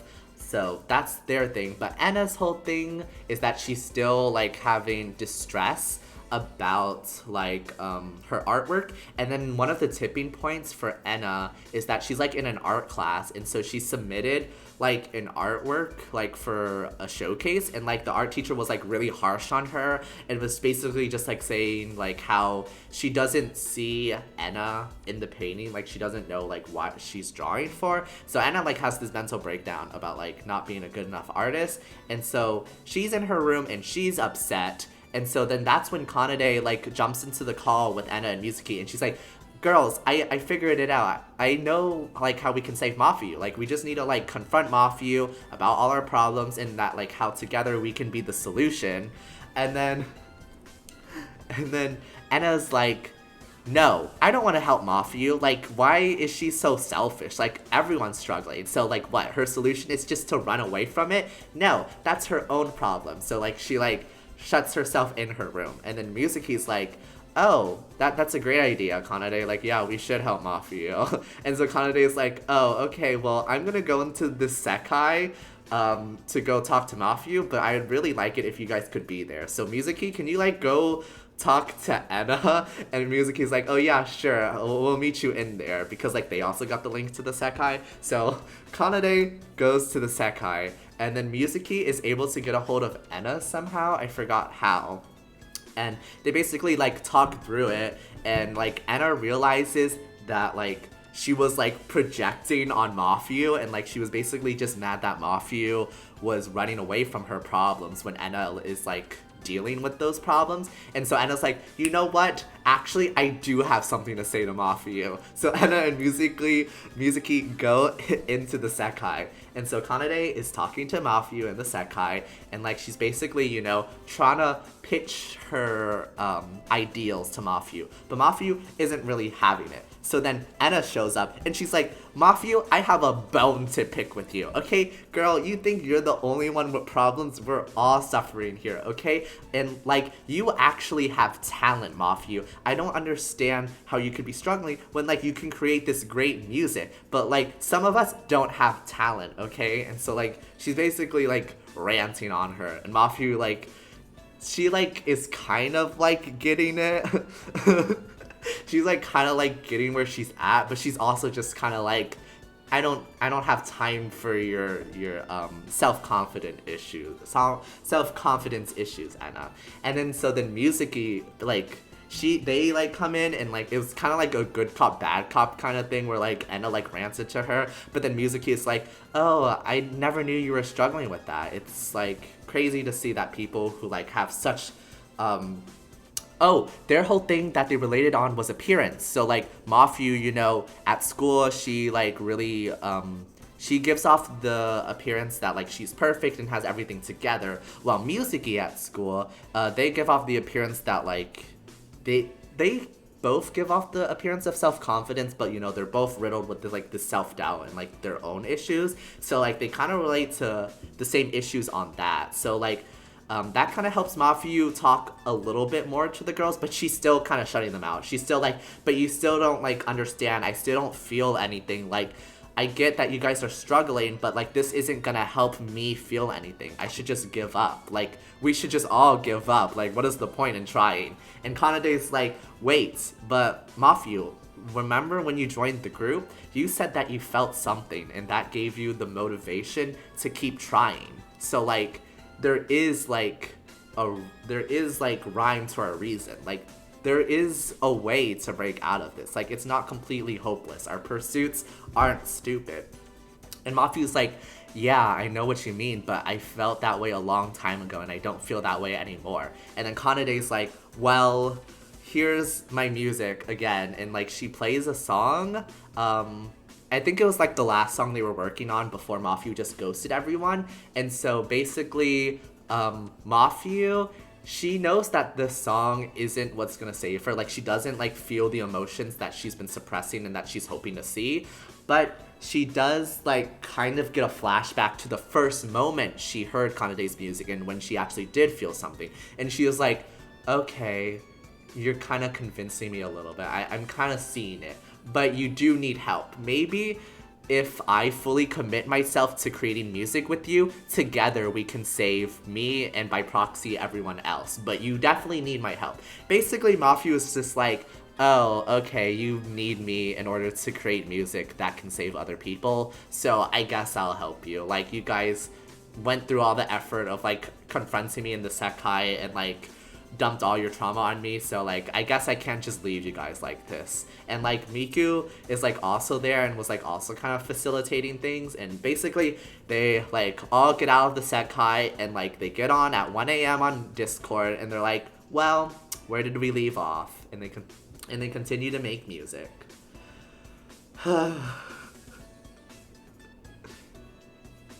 Yeah, she was. And that's all of the groups. So the Shinome not twins, but siblings, they're my favorite. They're just so messy and I love them for it. They're messy, but so the way that Project Sekai works is what I just explained to you was the main story. So Project Sekai has a main story and an event stories. So the main stories are what I told you. It's how the groups were basically formed and like, you know, their backstory. But the event stories are basically a continuation of the main stories. And so the event stories happen every week. And so, they just basically are new stories added to the canon of each group. As you can see, there's been a lot of events because it's been 2 years in the making. So all of the groups are continuing to go through changes, and there's still lots of character developments within the events, and so that's how you like really fall in love with them. Because like, I don't know if you could tell, but like with the main stories, there were still a lot of like loose ends and like a lot of things that weren't fully developed, and so that's what the event stories are for. They basically continue the canon. So the thing that happens to Vivid Bad Squad is they're still basically pursuing Rad Weekend, but they run into a bunch of other artists that are also rivals with them, and they try to like overcome those artists, and like they recruit even some of the artists to perform with them. But recently what happened was Rad Weekend, they run into one of the other musicians that performed at Rad Weekend. So remember, Rad Weekend, they had 3 performers. One of them was Ken, who is Anne's father. One of them was this woman that I forget the name of. And then for what's the other one? Oh, and then the third one is this guy. So there's this new guy. He rolls into town. He was one of the people that worked at Rad Weekend, and he challenges Vivid Bad Squad to like a performance like battle, because he heard that like they were trying to surpass Rad Weekend, and like he just destroys these kids. Like there's like an audience that gathers around them when they're battling, and like the audience like all like support the guy, and so like they get crushed. And it's like, but like the worst part is that like we actually hear what they're singing, and I'm sorry, but Mans was onto nothing. He had nothing. He was not singing. It was not good. Vivid Bad Squad, I know I'm biased, but they popped off. I do not agree with the results.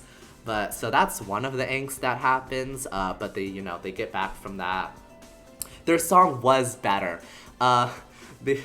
The thing about the guy's song is that he actually traveled internationally. So for the developers for his song, they try to make it in English, and the English lyrics are like crazy. It's like, it says something like Caucasian destination and like things like that, and like I don't know what they were on, but it was something. It was very funny. So that was funny. Oh, hi Sage. Thank you for joining my stream. Yeah, I'm just explaining Project Sekai to my friend here. we went through the whole main story, and now I'm just explaining some of the the event stories to her. Yeah, it's a lot. So, but then they like each kind of have their own personal trauma. So in events for Anne, her whole thing is so she looked up to the female musician that were in Rad Weekend. So she didn't look up to her actual father. She looked up to the girl. But the woman, she just mysteriously disappeared after Rad Weekend. And so like we don't know what happened. But she asked her father about it, and she's like, oh, so whatever happened to that lady? Like I really look up to her, and I'm hoping she could give me advice about how to surpass Rad Weekend. And the dad's just like, oh, she passed away.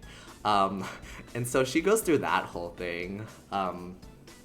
Kohane, honestly, she doesn't go through any trauma. Her trauma was in the initial story when she thought she wasn't good enough, but now she's just kind of girl bossing.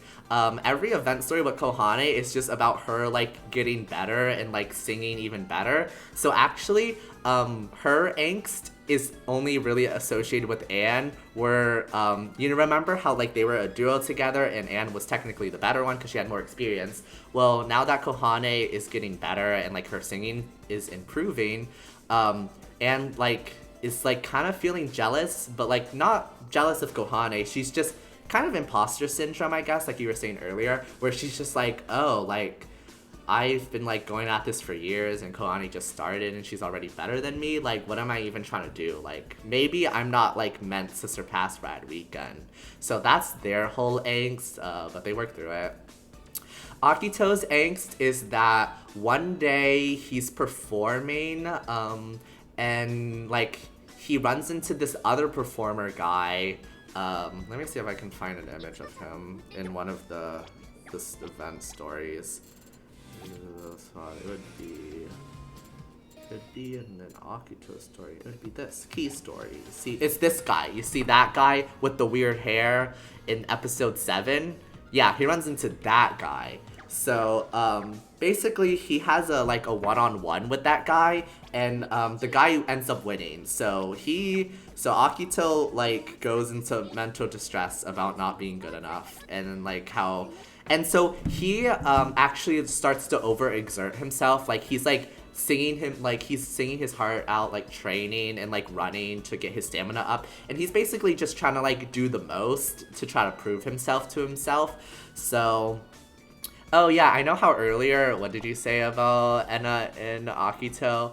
So you said Akito's the problem causer and Enna's the imposter syndrome. So no, actually it's Akito with the inferiority complex and Enna with the imposter syndrome.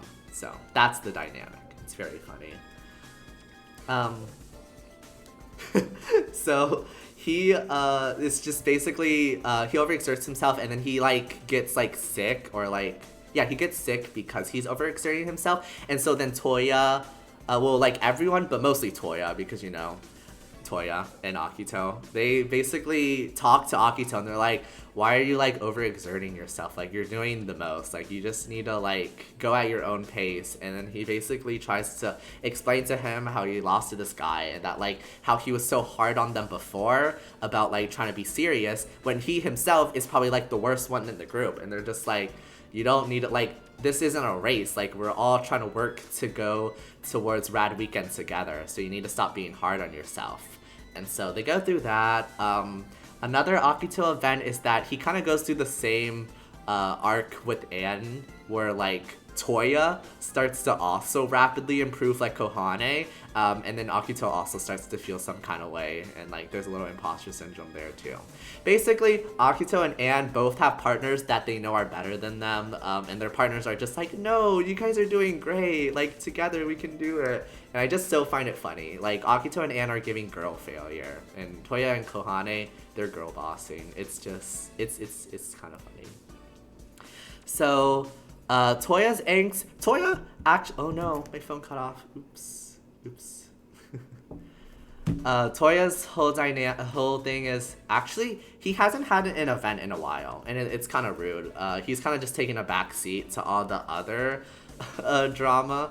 But Toya got one of the early events, and his event was basically confronting his dad, because his dad was I heard you're performing street music now. That's unacceptable. What happened to classical music? I accepted when you gave up classical music because I thought that meant you didn't want to pursue music, but now I hear you're performing street music, so if you're willing to do all of that, you might as well just get back on classical music. And so they have a whole argument about that. And then also, there's a factor with Toya also has 2 older brothers that play music. I forgot how that dynamic goes. I think they're not on the father's side, but they're not at home, and I think they're both classical musicians. So they're not on dad's side, but they're they support dad's argument, because the dad's look at your brothers, why can't you just be like them? They're successful, they like classical music, and Toya's just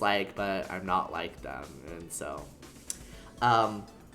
basically Toya's whole resolution for that is that he realizes that he was running away from his father and not classical music. Because I think a thing with another aspect that he was struggling with was that he didn't completely disagree with some of his father's teachings, because he realized that the way his father taught him to play classical music has really helped him in his performances, because he has a really good sense of rhythm and beat, he's able to stay on tune and stuff like that. So basically he just had this whole internal battle where he's I've been rejecting my father's way of classical music, and I even ran away from it, but his teachings are actually helping me, so has he been right all along? But then he realizes that he wasn't running away from classical music, he's running away from his father. So he kind of embraces his classical music side, and so he incorporates that into their next performance, and he just gets all the better for accepting his gifts and his talent while still rejecting his father's way of teaching him and how strict he was. And it's just We love Toya. Toya's just, he's amazing. He hasn't had another like big event focused to Vivid Bad Squad itself, because they do have events where, let me show you. The event stories, because they're not all like, so like key story means that the event is for the canon of the group, but they also have side events where like they interact with other people. Like you can see Toya and Rui are together in this event, where it's just like miscellaneous, like fun, like everyday life stories. And this story was basically like, I think Toya's like uncle gets married and he becomes like a groomsman, and like he has fun with that. So like not all of the event stories are towards the canon. Some of them are just like fun things, like side stories. So Toya has had a lot of side stories, but he hasn't had like a big event story in a while after like his whole thing with his father. So he's just kind of chilling. He's kind of doing his own thing. But yeah, so right now where Vivid Bad Squad is that, so the most recent event actually was where they lost that battle to that guy who was singing in English.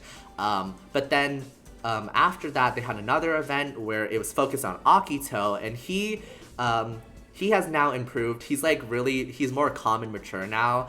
And so he's kind of like the mood setter of the group and of the crowd. So he's just trying to like help like the group stand back up after losing. And then so the recent event is just like him trying to like help them like unite together, because he's taken his lessons, the character development, and he's just trying to help them create Rad Weekend. Oh, and then they got other artists to join them. So remember the guy he lost to? He actually invited him to perform in their upcoming performance with them, like just as like not performing with them, but like as another separate group, like as another act, like another act to perform with them. And they got other acts, and so you know he's about the community, he's about the teamwork now. So that's that. Wonderland's X Showtime story. They're kind of, they're just traveling around the world. So what happens is that for the first few events with them, they're doing like new performances at the Phoenix stage. And so actually one of my first cards is of one of those performances they did. Let me see if I can find it. This card. So their stories are basically centered around like what performance they're doing that week. So their first performance in the event stories is that they did a Christmas show, and it was Nena focused, and it was basically about her singing more. And I just get this really beautiful card of her in her Christmas getup, and it's beautiful.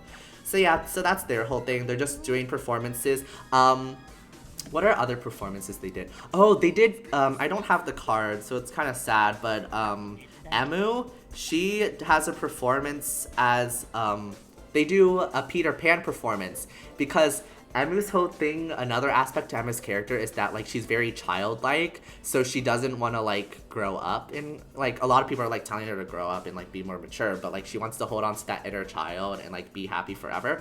So actually they do a performance of Peter Pan, and Rui is like, so you know, Sakasa and Nena, they're usually the lead performers, but he was like, for this story, Emu, I really feel like you captured the emotions really well. So like she kind of goes on like her own arc when she becomes the lead for that performance, and so like they just do cute things like that, and I really like their stories. But recently they've run into some angst because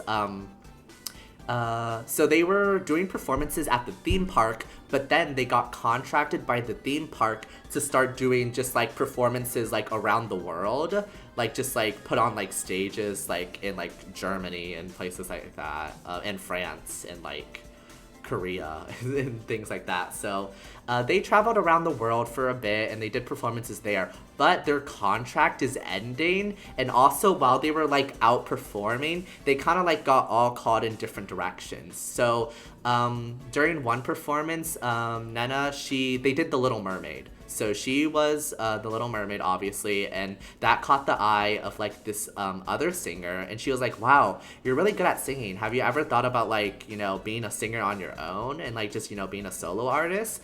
And Nana like is like starting to think about that, but she doesn't want to leave the group, obviously, but like she feels like she's like kind of wasting her potential because another singer like said she's really talented.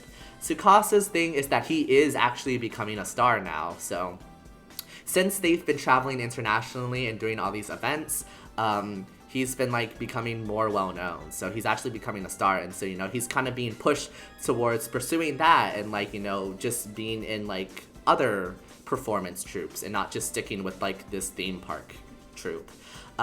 Rui has been noticed for his technological prowess and how he can just create a bunch of random things, and so he is getting called by another stage, but like they're a really big stage. So like this stage is just like a small like theater troupe inside of a theme park, but Rui is getting called to like this big performance troupe to perform with them and like make props for them.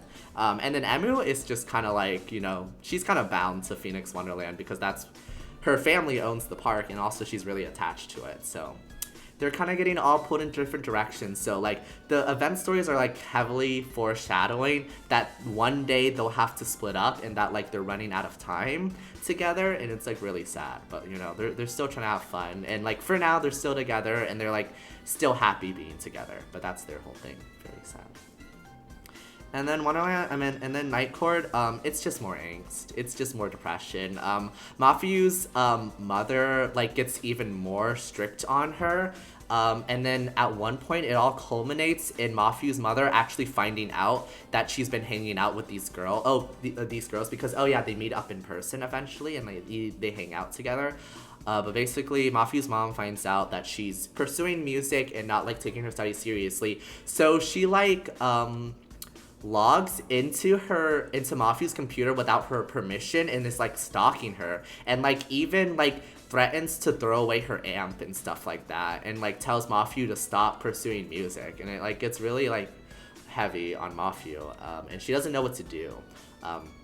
And so like at one point, I think Mafuyu like runs away from home, and Enna like is like finds her on the street on one of these days, and it's like, Mafuyu, why are you just sitting here? It's like after class hours, aren't you supposed to be heading home? And Mafuyu's just like, I'm just sitting here for a bit, and Enna's like, oh, well, I guess, would you just like to come over to my house then? And Mafuyu's like, oh, okay, sure, I've never been to your house or anyone else's house before.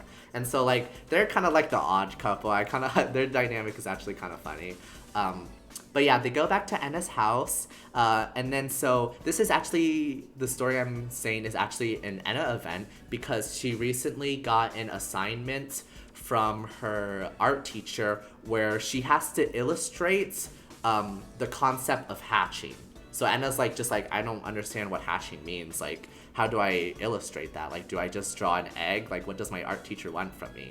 So when she's spending time with Mafuyu, she actually like sees a different side to Mafuyu, because, you know, the only sides that that Enna sees of Mafuyu is that at school she's like the perfect girl, and then online she's like this depressed emo girl that hates all of them. But like when she's at their house, she kind of like sees a little bit of both. Like they're kind of like battling against each other. Like we see this like fun scene where Mafuyu, Enna, and Akito, they're all eating dinner together, and like Mafuyu is like trying to be prim and proper because, you know, Akito doesn't know that she's actually depressed and hates the world.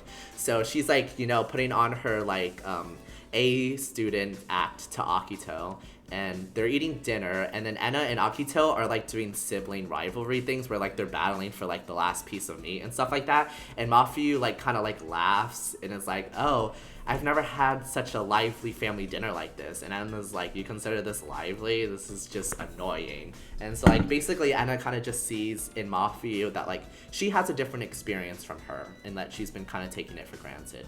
So they go into Enna and Mafuyu's room, and like Enna's like drawing a little bit, and so like she draws like a portrait of Mafuyu, and like she like draws like her smiling, or something like that. I don't know the details too much, but so she does that. But then what happens is that Mafuyu's mom actually calls Mafuyu and is like, hey, where are you? It's late. Why aren't you not at home yet?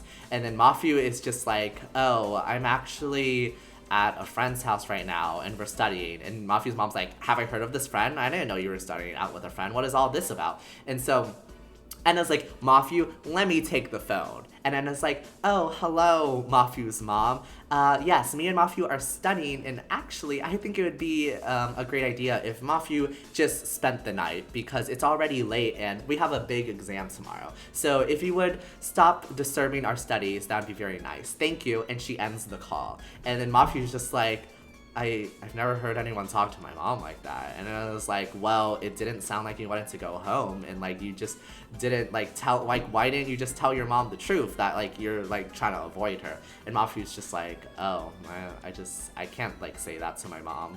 But she's like, anyways, thank you for letting me stay at your house. So then basically, Mafu and Enna, you know, they like have a girls' night. They're just spending time together. And Enna kind of redraws her initial drawing of Mafu where she was smiling. And then actually, Claire, you were kind of onto something with the Mona Lisa thing, where like the drawing kind of like has this effect where like you can see one side where she's smiling and like one side where she's not smiling, like kind of showing that duality. And so then she like turns that into her art teacher, and it's like showing the idea of a person hatching from their initial facade. And so it's the Enna Mafu dynamic for me. I loved that event story. Other things that happen. Oh yeah, so Mafu's mom gets like even harsher. I told you about how she was like taking away her amp and music stuff and like was stalking her online.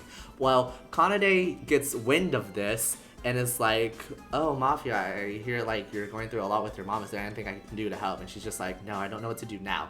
But then Mafia's mom actually ends up calling Kanade and is like, I found your number associated with my daughter's like music things. Like, who are you? Like, why are you taking my daughter's attention away from her studies? So then Kanade and Mafiu's mom meet up in person and they're just like talking over tea, and Mafiu's mom's just like, I would really like it actually if you stopped interfering in my daughter's studies.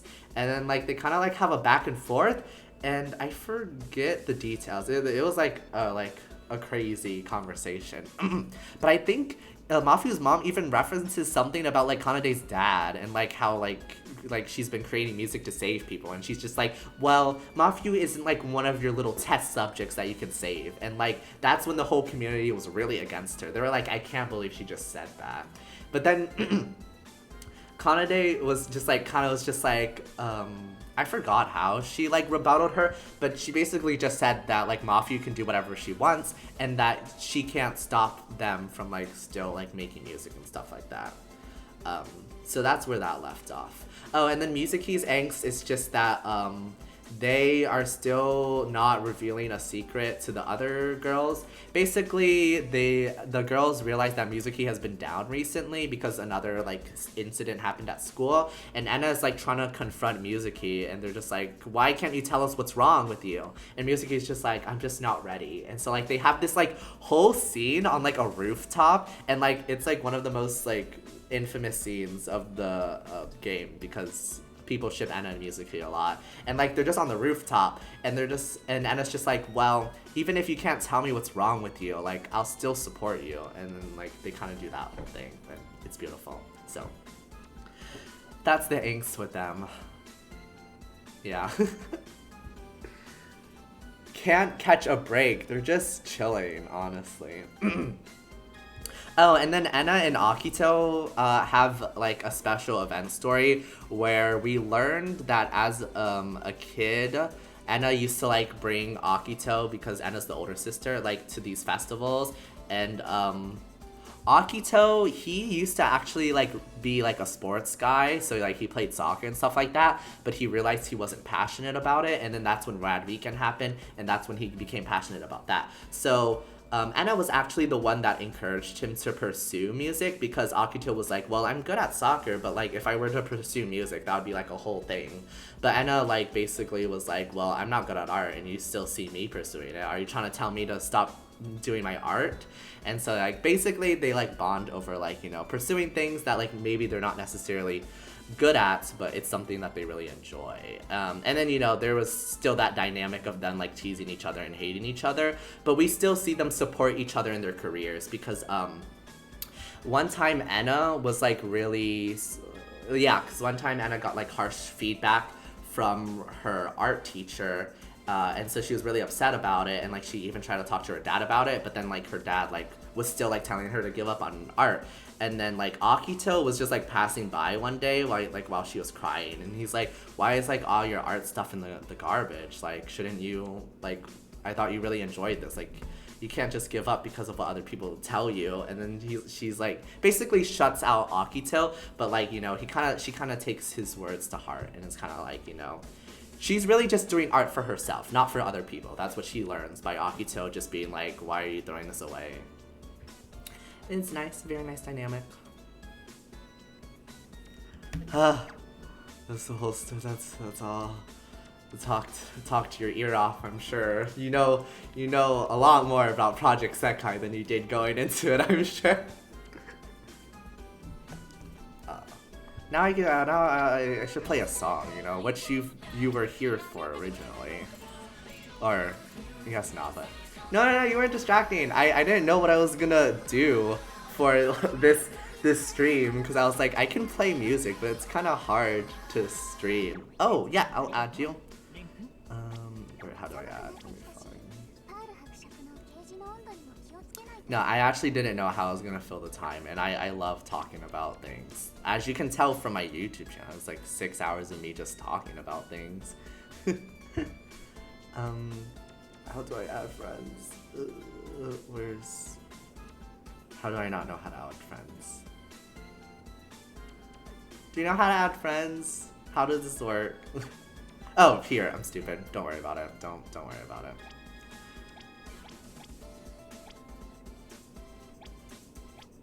Okay. Where's my ID?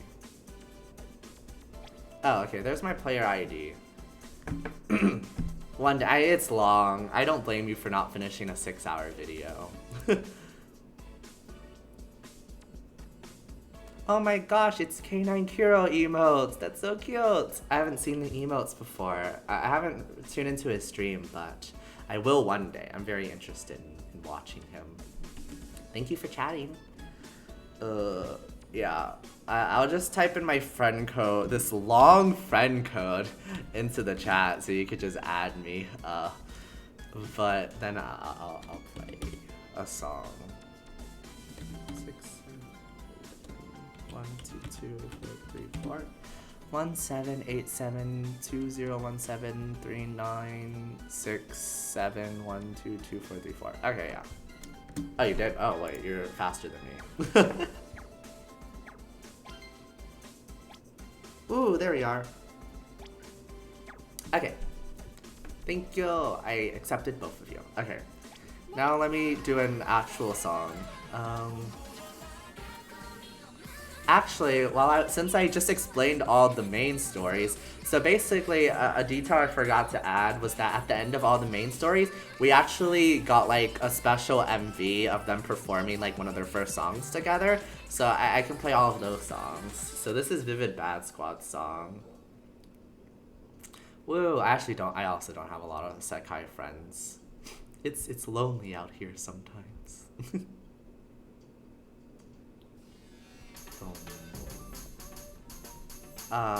All my costumes for them. Yeah, this isn't what they're normally wearing, by the way. I just have special costumes because I spent an ungodly amount of money on this game. Okay, not an ungodly amount. I've spent much worse on Genshin. I would say that on Project Sekai, I probably haven't spent more than $100, which still sounds bad, but it's not the worst. That's not the worst. That's what I'm trying to say. But yeah, it's worth it though, because look at them. They have special haircuts and special outfits. I love it.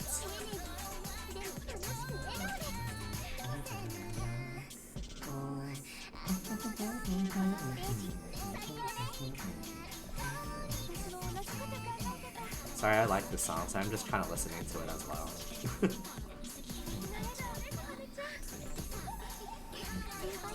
Also, yeah, since I'm playing a rhythm game, I can't read the chat, but I'll obviously read anything you say after.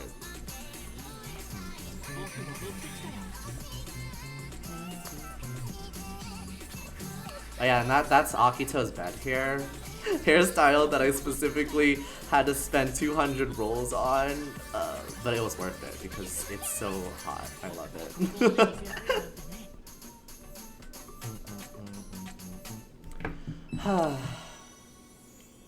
Wow, full combo. That's almost kind of slow though. It's only 25. Hello, Haru Sano? How? Sorry if I pronounced that wrong.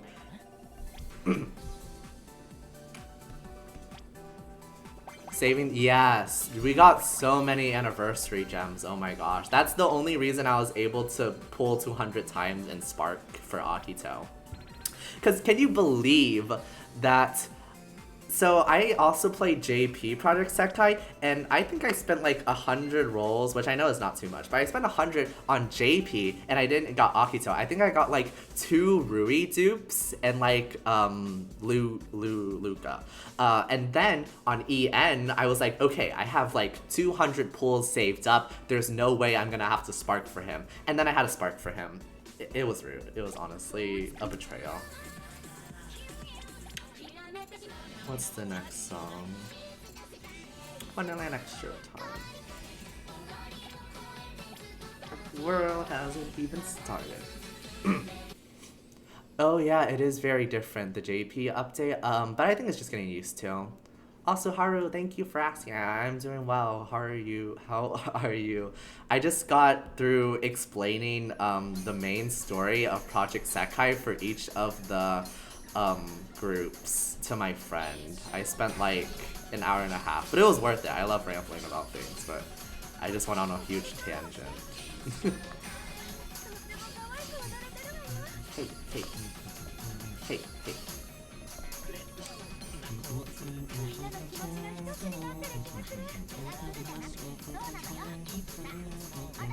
You see, this is the circus clown vibes I was telling you that they give off, but I love it. I mean that endearingly. When I call WXS clowns, I mean that endearingly. Especially Anu. Like, look at her rabbit costume.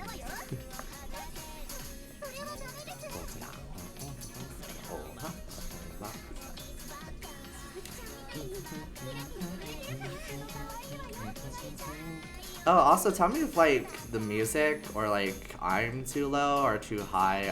I can adjust those things. I try to like adjust it on my own, like I did like test recordings, but you never really know. Also, that's what I get for talking. I missed the note.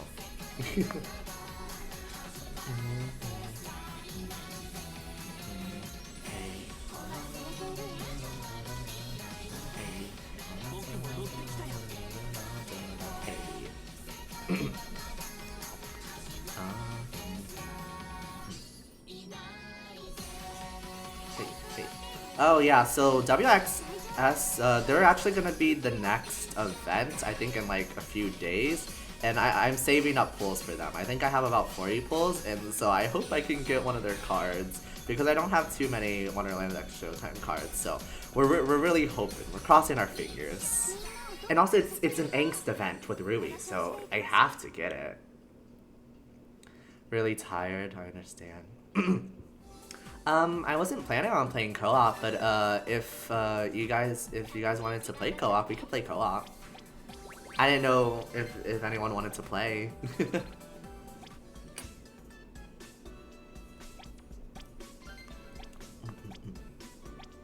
Okay, let me set that up. Let me see people. Yeah, I have the event stuff.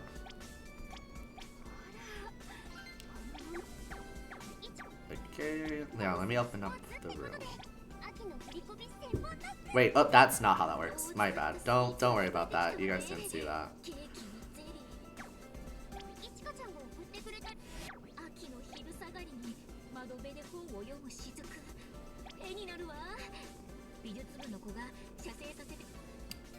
Okay. It took me a second. I had to figure out how to make a room.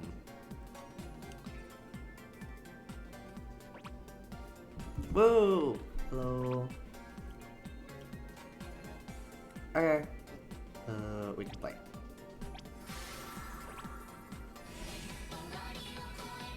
The Akito card. That Akito card, I love it. Okay. don't have any preference, but I'll try to do composing in the future.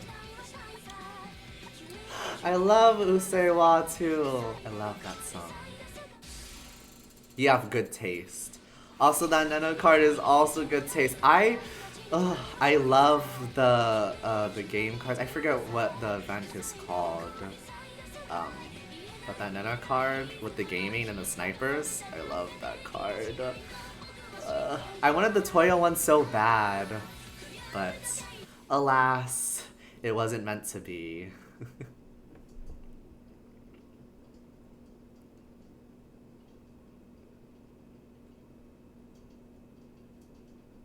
Oh man, we're gonna get a hodgepodge of characters now. I forgot about. Oh wait, never mind. I didn't change the costumes.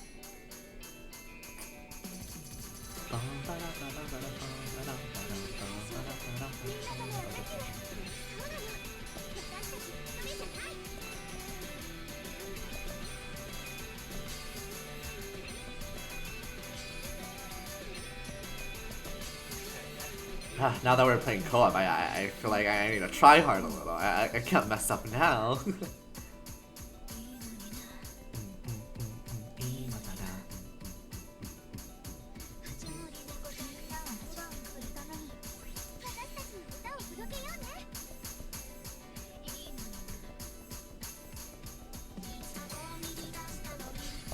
Oh no! I messed up.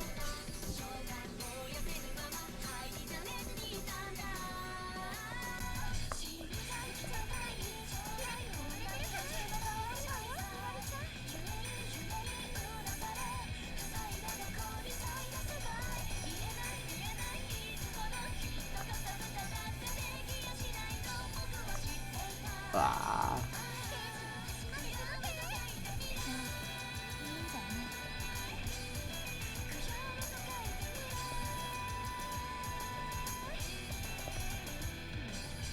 Oh, it's up. No, I messed up again.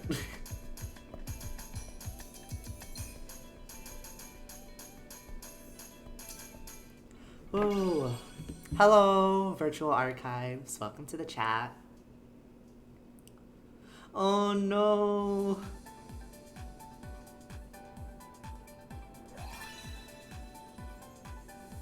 And it was worth it to pay money.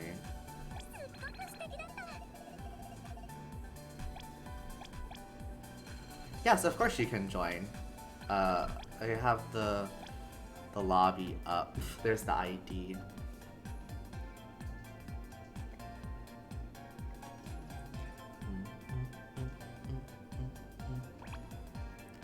Hello. Hopefully you don't crash again, Haru.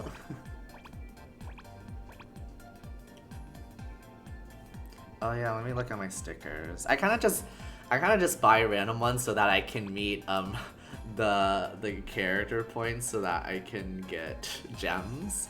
But I have some random ones. A full combo, of course. Okay, what am I feeling? I need to do a more and more jump song. I haven't played one. Vampire.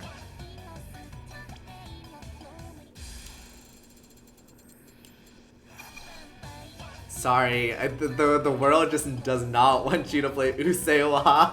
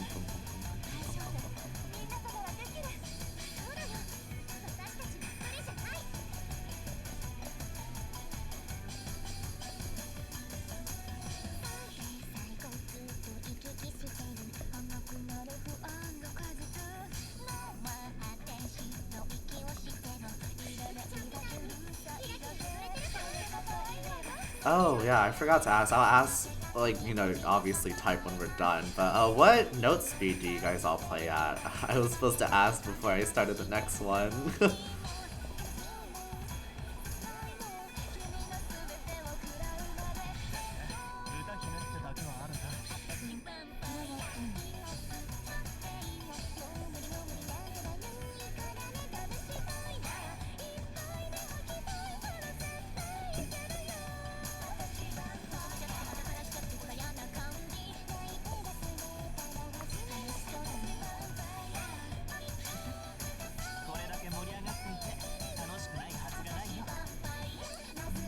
Yeah.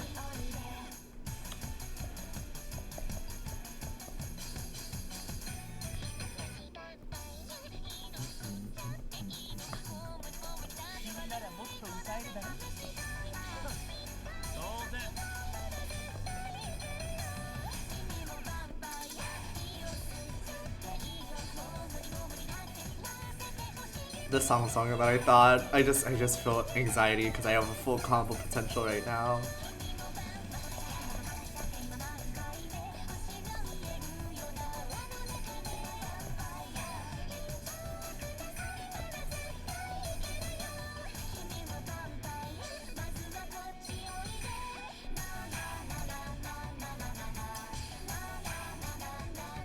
I don't know why I feel so much pressure to get a full combo. I already full comboed this song. Oh god, it's over. Thank you. Does anyone else feel like they're holding their breath as the song progresses? I feel like I do that. Just to, oh no, the AP, it was so close. Speed 10.9. I think my speed is either 11 or 10.8. I forget. I know I changed it to 11 at one point, but I think I brought it back down. I don't remember though. Yeah, and I can't check. It's something around there though. This is the general range.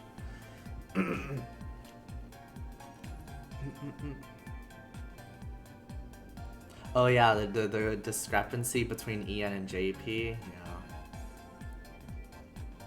You hate this game?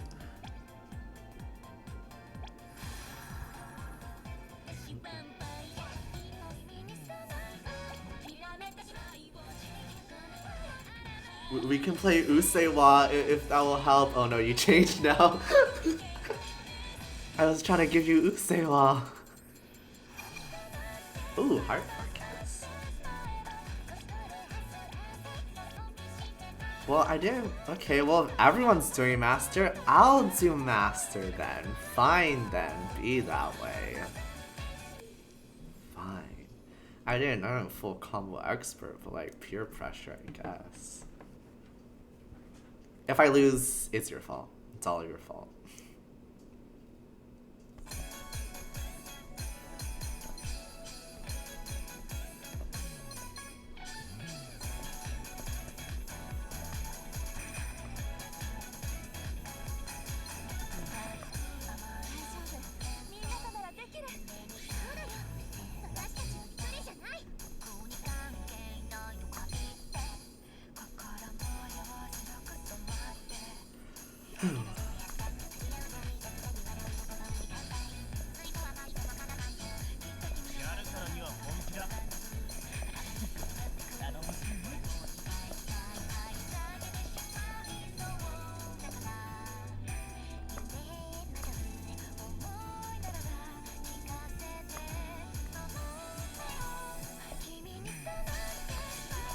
No! I missed a note.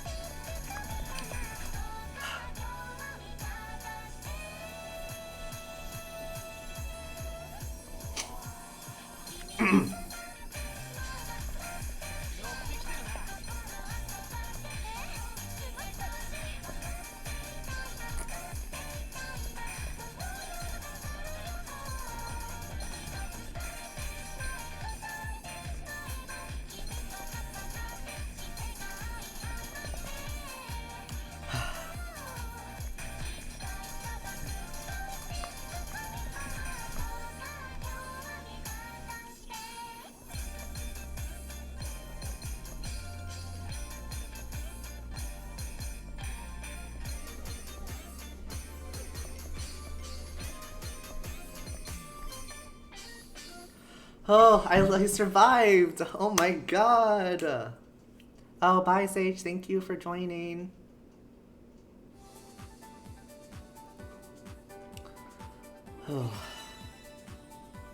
I know. We're shaking.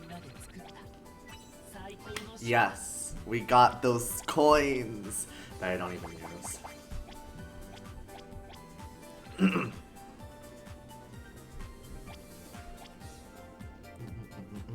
Next song. What song now?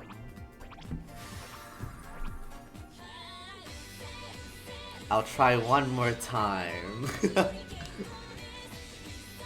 If we don't get Isseiwa now, it just wasn't meant to be. It just wasn't meant to be, Haru. Wow!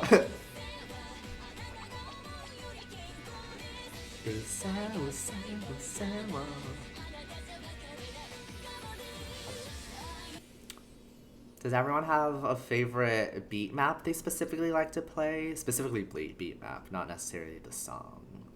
I think I actually really like, I forget the full title, but something Milk, from More Jump. That beat map is so fun for me. It's like, I feel like I'm playing a piano. Also, yes, maybe I am deliberately asking you guys questions when we start a game so that you trip up. It's my intention. I must win.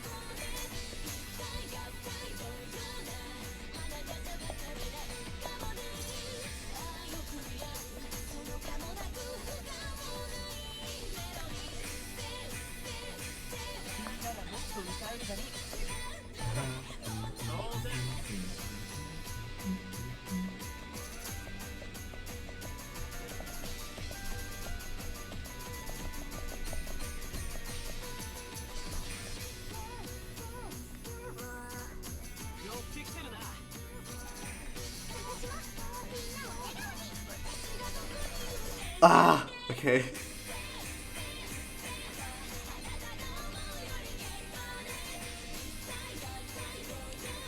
Maybe if I just randomly scream out, I'll ruin all of your concentration, and then you'll lose.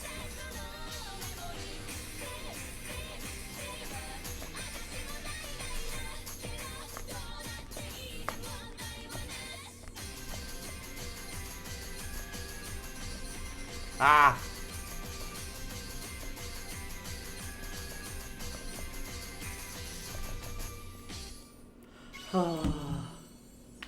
Let's go! Finish! Ooh, congratulations! I did not, but I'm happy for you. Look, I got another 3,000 coins, and isn't that all that matters at the end of the day? I think that's all we can hope for at the end of the day.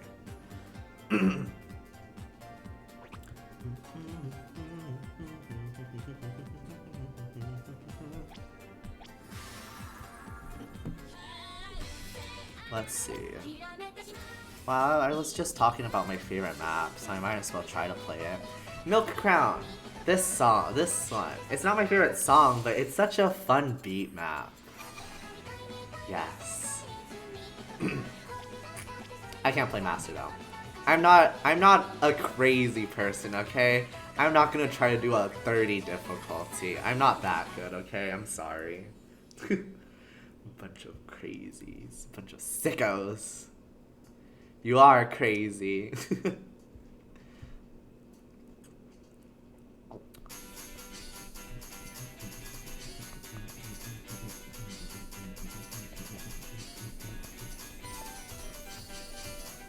Man, did only people who know how to play Project Sekai join? I was hoping someone that like could barely clear expert mode would join, you know, so I could flex on them.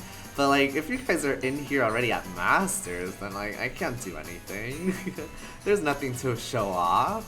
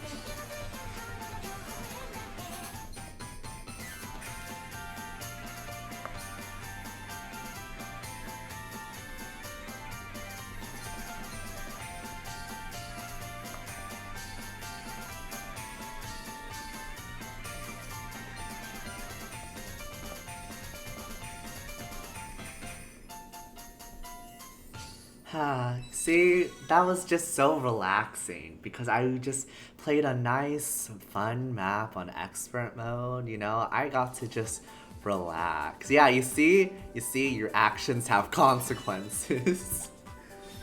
Well, how'd you do? Where'd you go? 5 miss? Shame. We're shaming you. We're shaming you right here. Look at this. Look at your shame.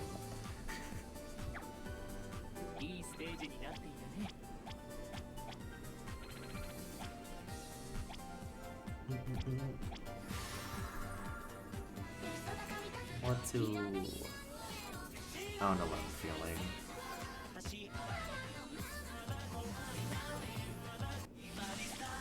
Rat Docs is always fun. Okay, that was uncalled for. I didn't call out any full combos. I didn't say anything about that. That's just rude. Just you wait. I'm gonna stay up all night one day, and I'm gonna full combo Usewa, and I'm gonna screenshot it, and that is just gonna post it everywhere. That will be my life goal. That's my new mission. Hatsune Miku will have to form a Sekai just for that dream.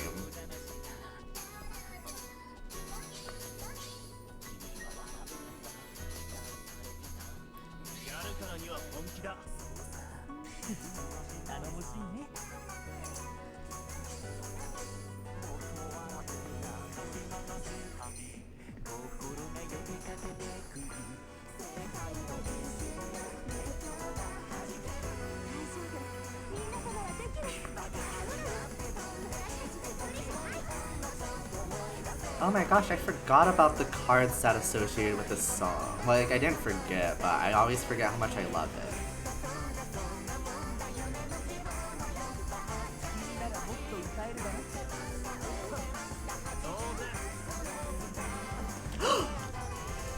I did not no, I didn't, I swear I did not miss that note. This is unfair.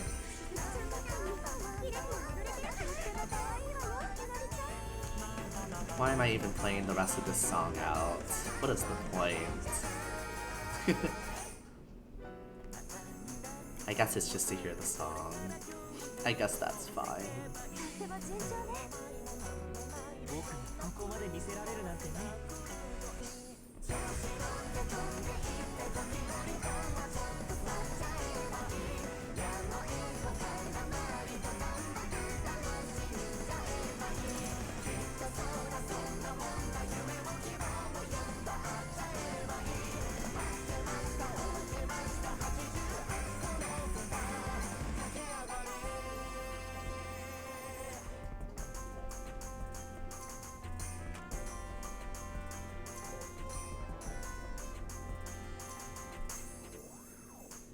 Oh, we're alive. No, your game crashed. I was wondering. I thought I saw the icon black out in the corner peripheral vision of my eye. The game just hates you. That's crazy. The game hates you. This is the second time, isn't it? Oh, you like too? Oh, is it me? It could be me. I apologize.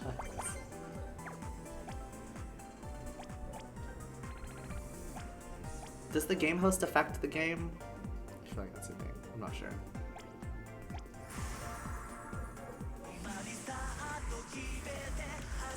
Ah, I see.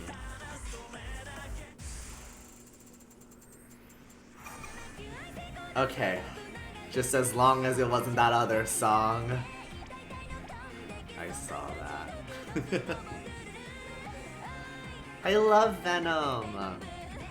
It's such a fun song.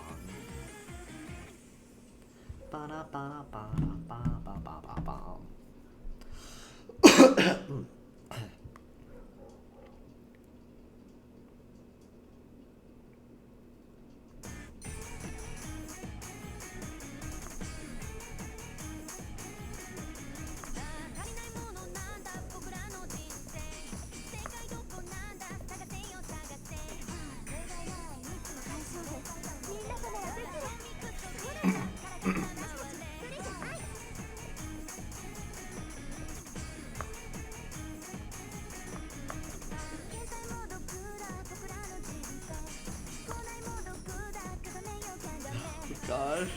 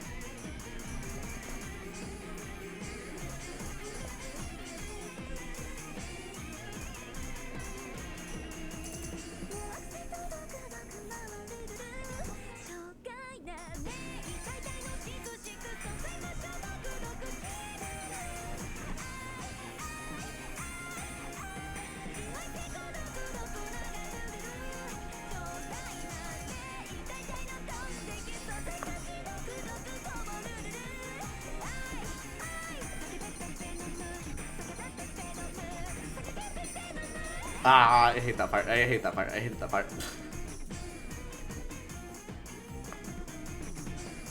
Oh, my hand has lost all coordination. Okay, I died for a second there.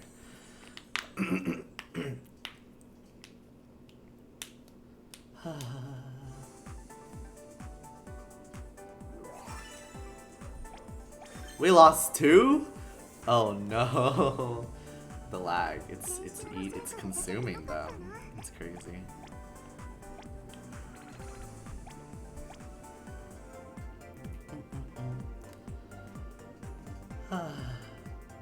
Yes, we love Project Sekai. Okay, we'll wait for Chuya. He said he'll be right back. Or they. No, I love that Ruby card. You guys just have all of the cards, huh? My bad. Just all of them. Don't mind me.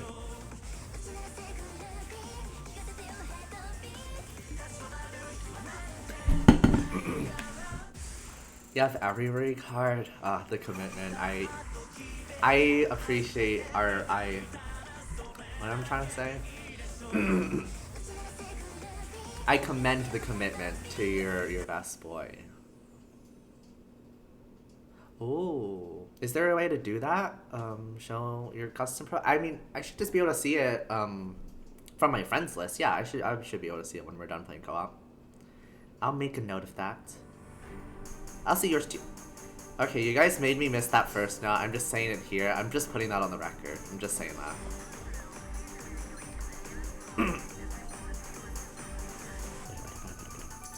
Take those.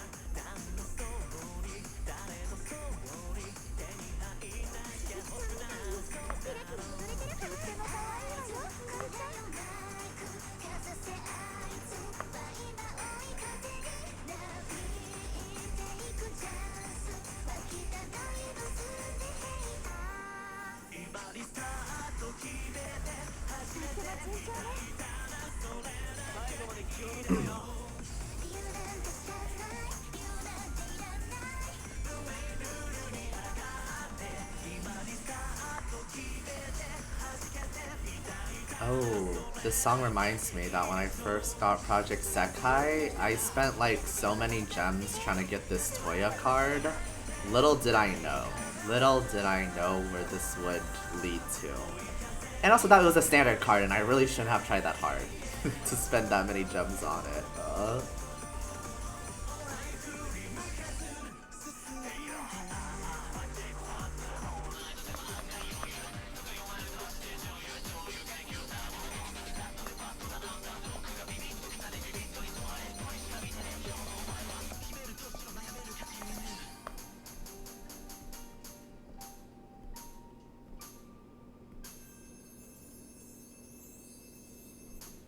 Okay, I messed up another time in there, but I'm also just saying that you guys messed up the first note, so I was never gonna get a full combo. I'm just saying. Oh, hello! My small brain cannot comprehend how you play at that speed. Is that... No, it's speed, 11. Or somewhere around there. Speed 11.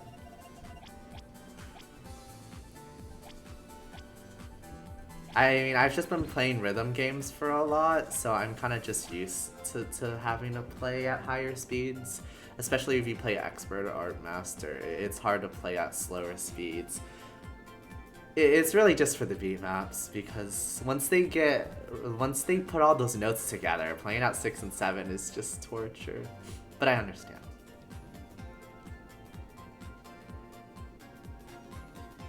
I feel like I know people that still play at 6 and 7. That's a pretty general speed. Look at your custom profile. Okay. I'd have to remake the party though.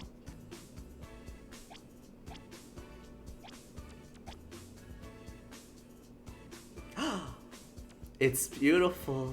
Oh my goodness. Haru-san.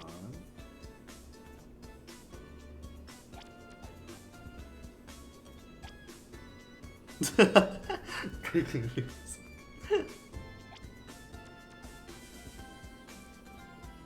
Oh my gosh, how much work was telling a whole story. Oh, Discord. Wait, add you on Discord, but there's tag. What? How does one? Do you have a tag?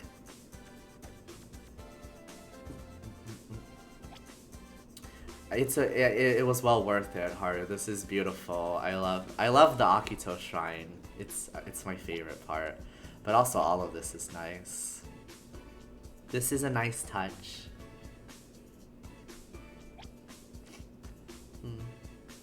I want to save this and frame it somewhere.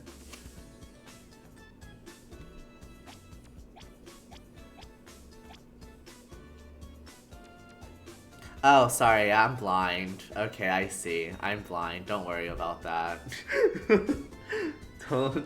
Don't mind me. Okay, and then Julia, you said you wanted me to see your profile. I can see your profile. Oh.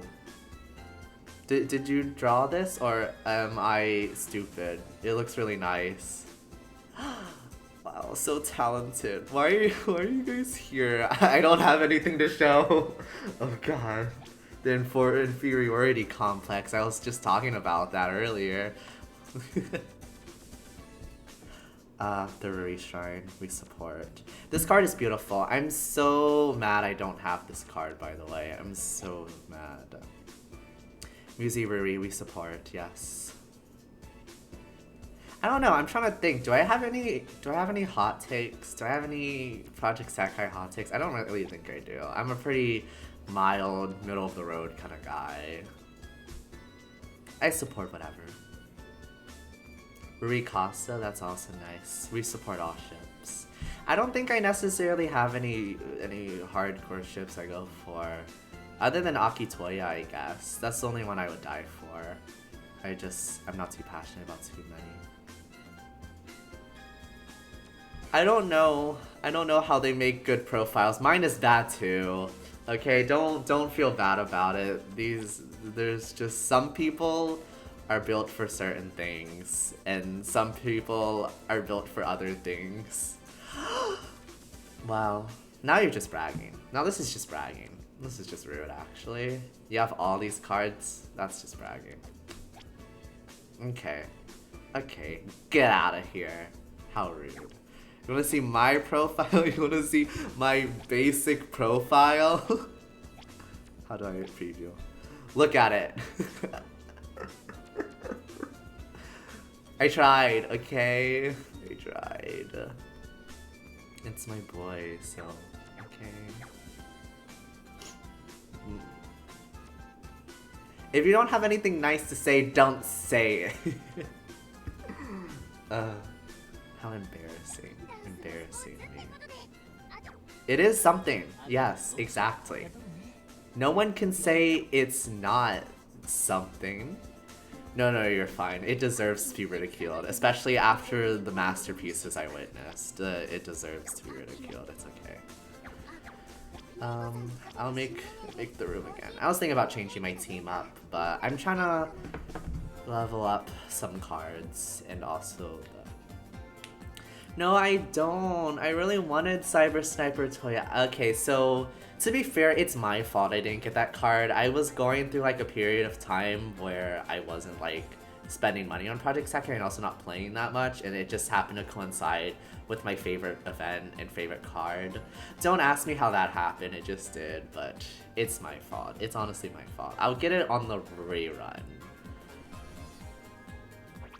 Oh, my player ID? Oh, yes, you can, I put it in the chat. I mean, you can also, I think you could just join with that code, but I'll also try to find, my player ID. I put it in the chat up here. But you can just join with that room code. This is my player ID though, if you want to add me.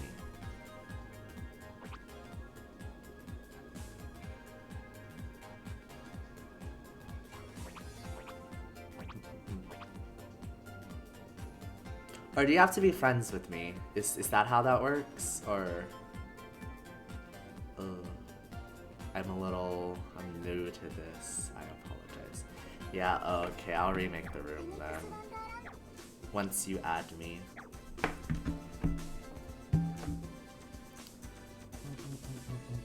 We can take a look at my sad cards in the meantime so that you can roast me even more. I'm not too much of a whale, okay? I still have the ones I really wanted though. Look, this Akito card for the hairstyle, I have that. This Toya card, my favorite Toya card, I have that. That's cool. Yeah, I got a few Ruis. Most of the Ruis I got were from the anniversary pool. Ooh. Ah, Scramble Fest Minori. Love that. 350 pools.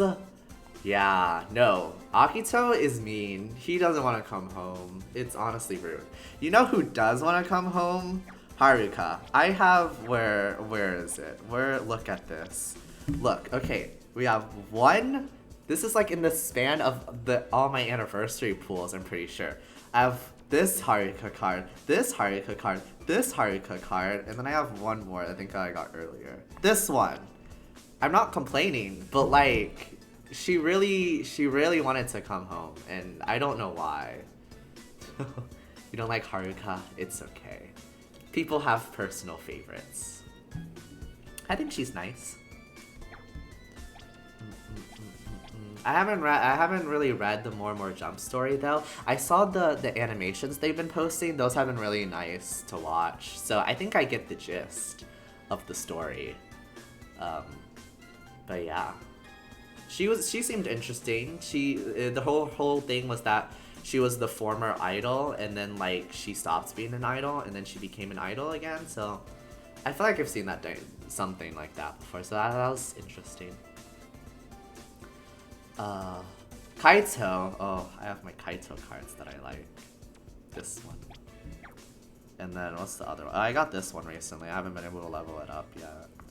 I have one more. Oh, I have this. Oh yeah, I have like 3 Wonderland X Showtime Kaito cards. Like, by pure coincidence. I was not trying to do that. It just kind of happened that way.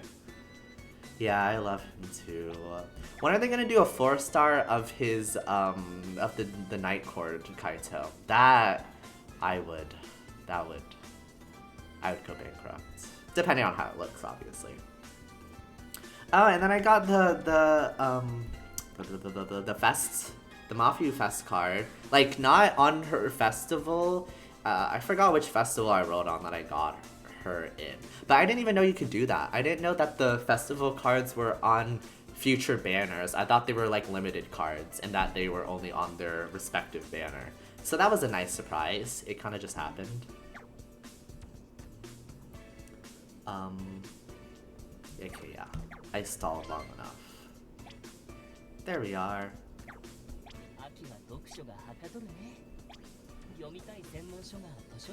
Great.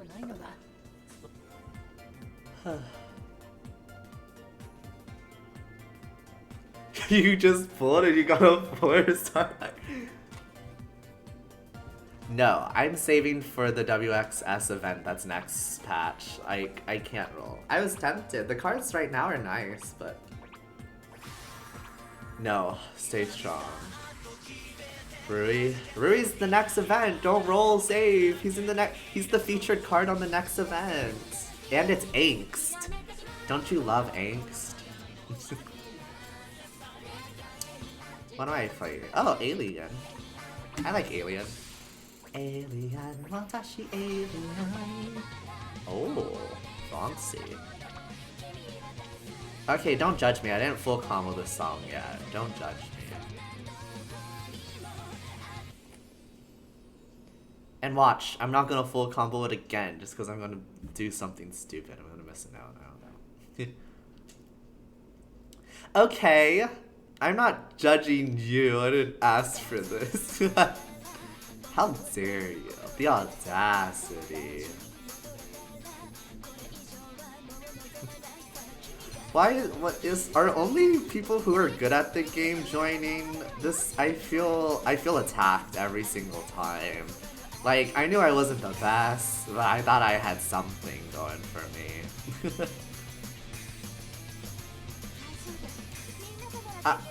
Oh god, okay, it is lagging. Oh god, okay, yeah.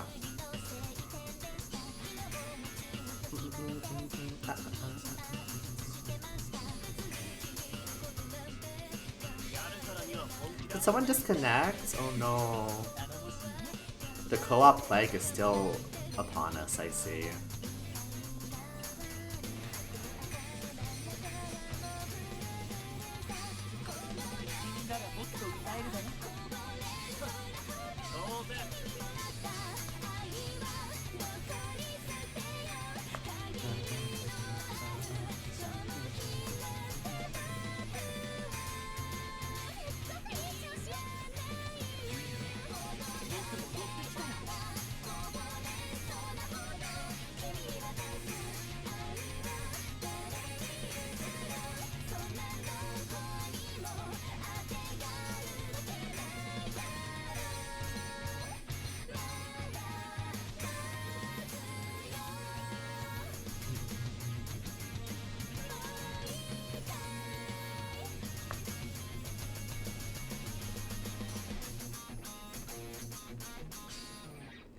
Oh, okay. Who disconnected? I'm so sorry.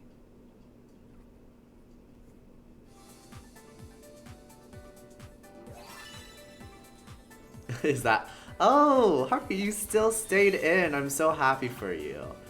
Chuya has still unfortunately passed away.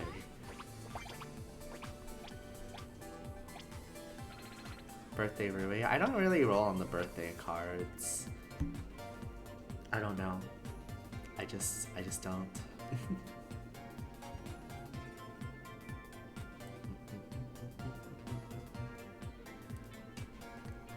Yes, fight amongst yourselves. Yeah, why don't you guys brag to each other and make yourselves jealous of each other so that I stand on top. Infighting, rebellion.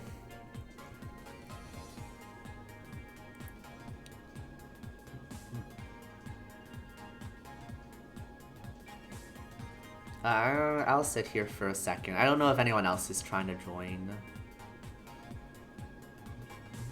Okay. Whoa, what am I feeling?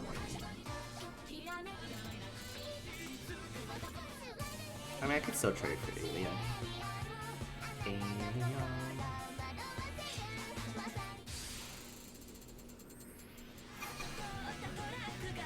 Oh, Kagero Days? This is a fun song. I like this song.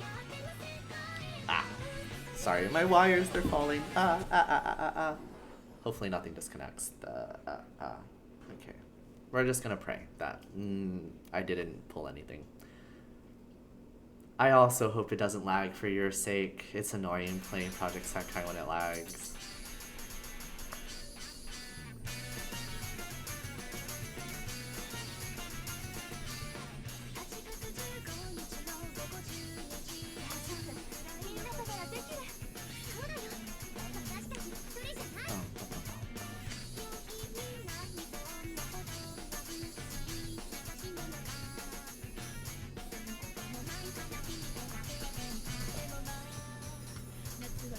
Okay.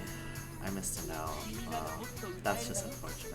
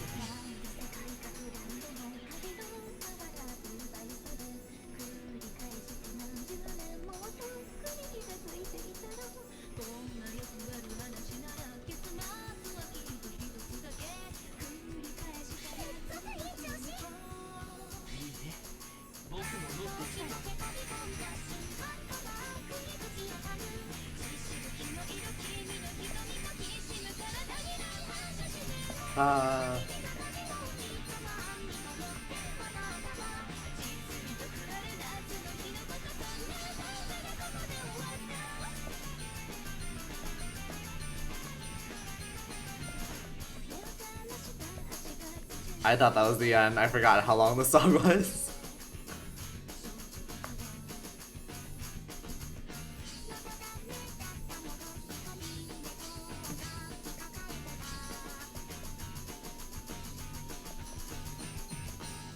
Oh.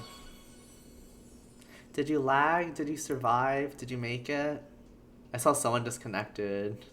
Oh no.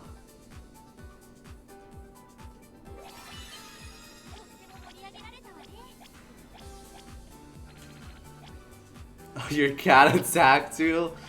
At least you didn't disconnect, right? That's all that matters. We cannot anticipate external factors like cat attacks, though, unfortunately.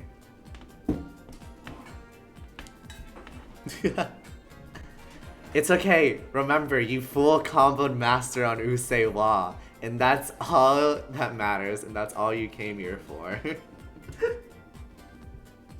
You still have that to your name.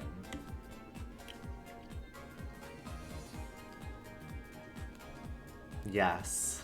I don't know if I should be inflating your ego like this. I don't think this is healthy. Isn't this supposed to be the opposite? I thought you're supposed to inflate my ego. Is that not how this dynamic usually works? I feel like that's how it usually works. Perhaps I'm misunderstanding. Wandahoy! Is Chuya still with us? Is he still good? Are they still good?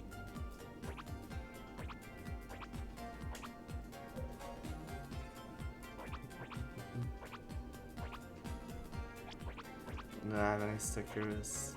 Yay!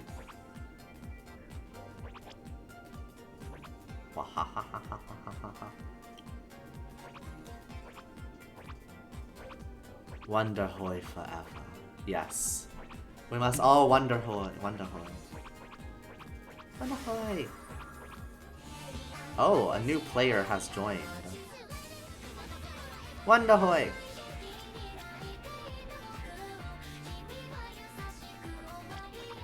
I like Into the Night.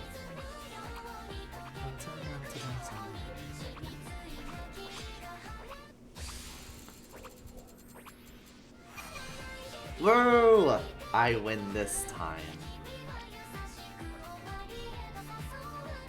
I don't know why I'm playing Master. I think I just want to torture myself. I don't know. Peer pressure, I assume. It's the only explanation at this point. Master... Ugh, that's for masochist. That's why it's called Master. Masochism. I can't say I disagree, though.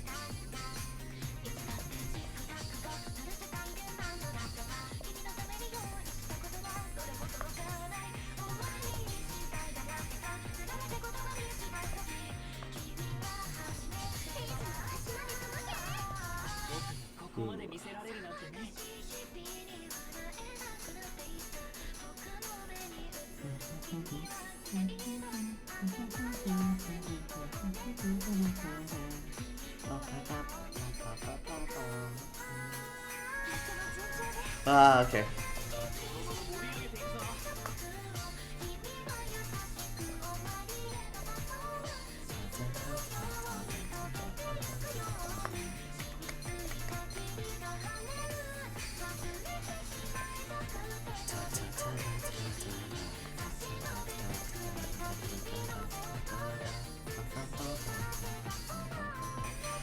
Okay.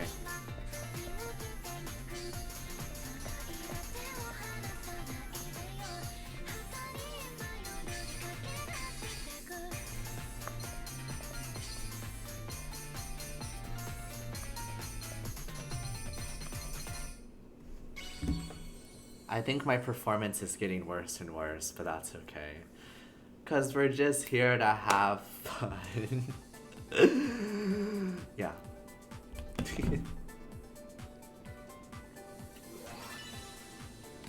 I live though. I'm still standing. You chill on expert? What happened to Master is fun. What happened to that? What happened to that energy? I thought that was the energy we were going in with.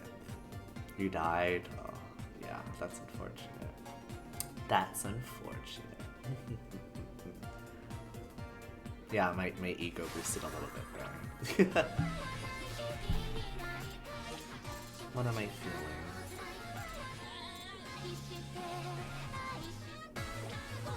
Phony? Oh, I see. Okay, you know what? I would also chill on Master if that was the case for me too.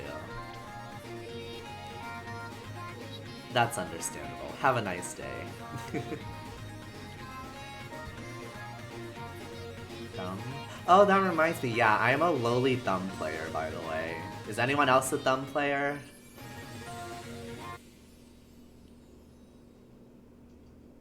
It's called You Sell Your Soul.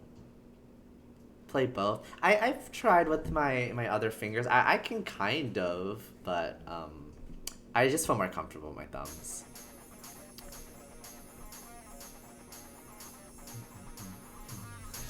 Early arthritis. That's all rhythm game players.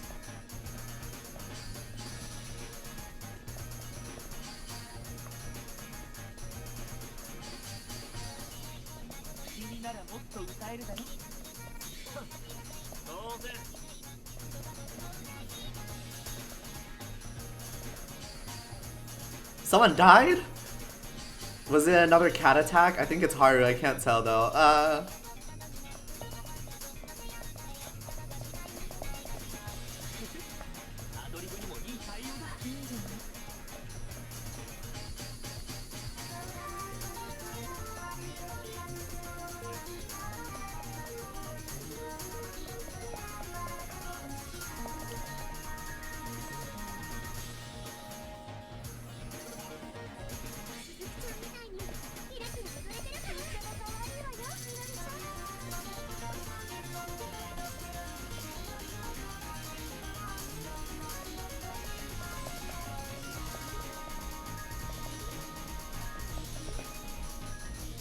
Okay.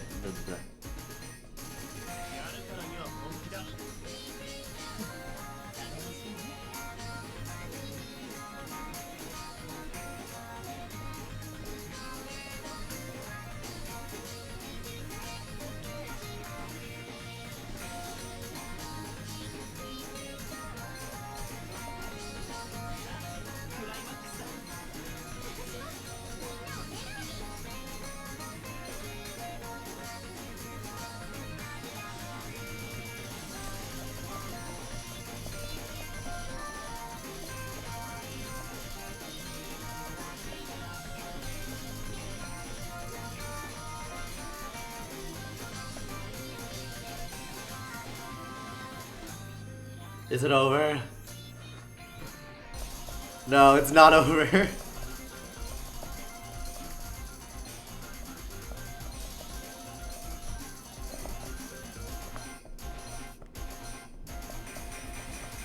It's over now.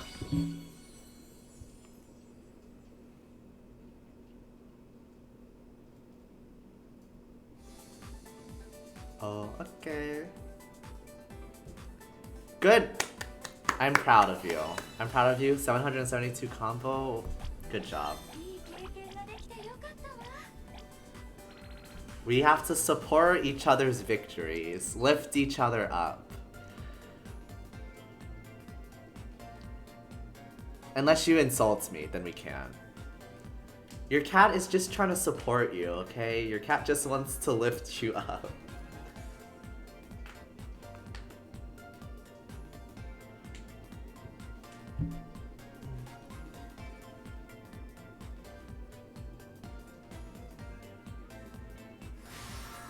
Rawr. Sunny.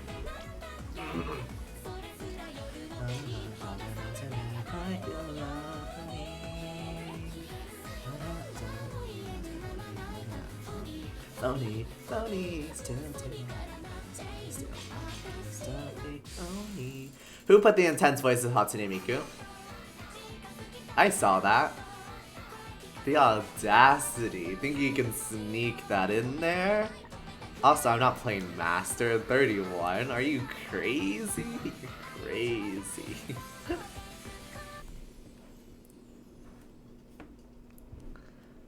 bunch of crazy people.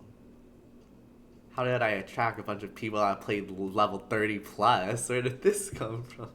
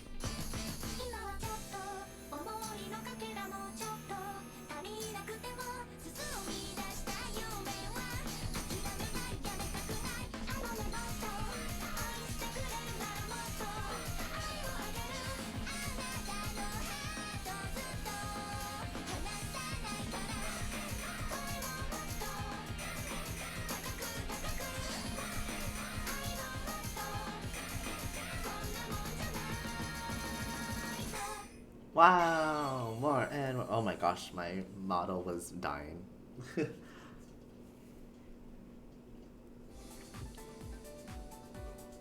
More and more.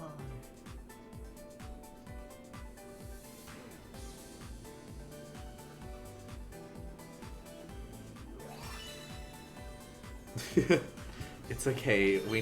Sometimes we need to let out our inner frustrations. Especially because your cat is most definitely doing it on purpose. You did not eat? Aww. I wish I paused on the character statistics for a little bit. I could have shamed you. Shamed you for not eating. How dare you not? How did you fail that? You missed 126? Oh, I see. Oh, okay. That's a little better.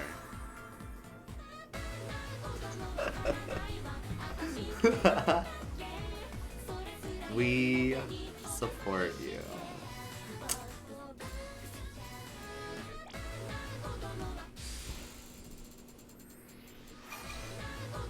Phony! Oh yeah, okay, Okay, I full combo this on JP. I don't know why I haven't full combo this on here, okay? Maybe I've been procrastinating. I don't know, okay? I don't have a defense. This is level 24. I don't know. Phony.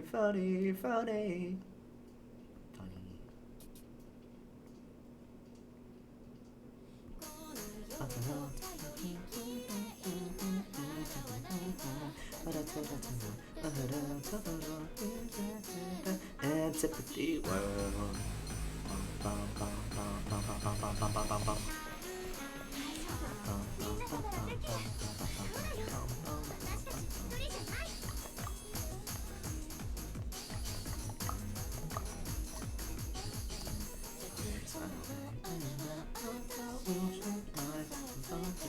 It's all because the way things are made, little lies that complicate and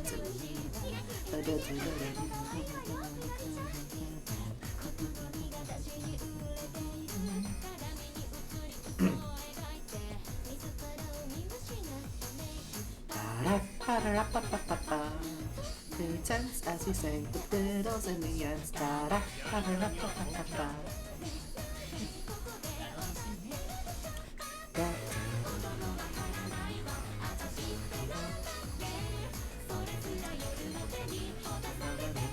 like a love for me.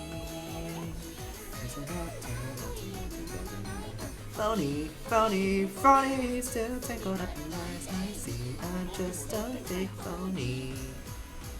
Antipathy will bomb.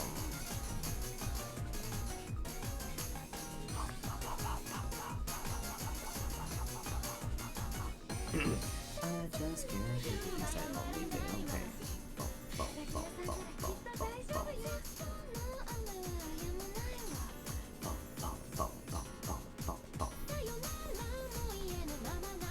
Phony, phony, phony, still tangled up in lies I see.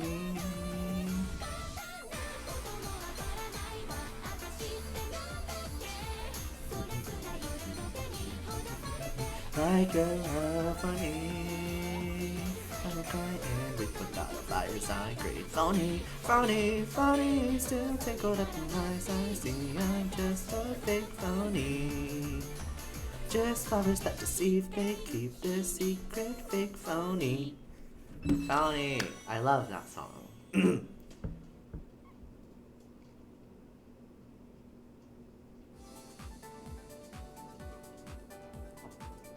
I did. Did I full combo? I didn't even check. I think. Oh, it's I was singing the English version from Will Stetson. I know some people don't like it when they translate Japanese songs to English, but I mean it's fun. I'm not gonna try to sing Japanese if I can't speak it. So you know, like, sorry, not sorry.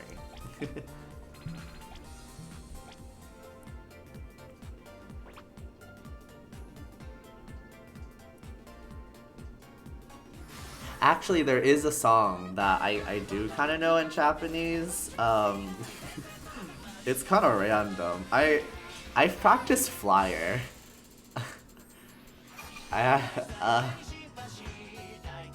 Flyer. I can kind of sing in Japanese. If we ever get to Flyer, I'll try. Sorry if you have to hear my singing. I like singing, but Flyer.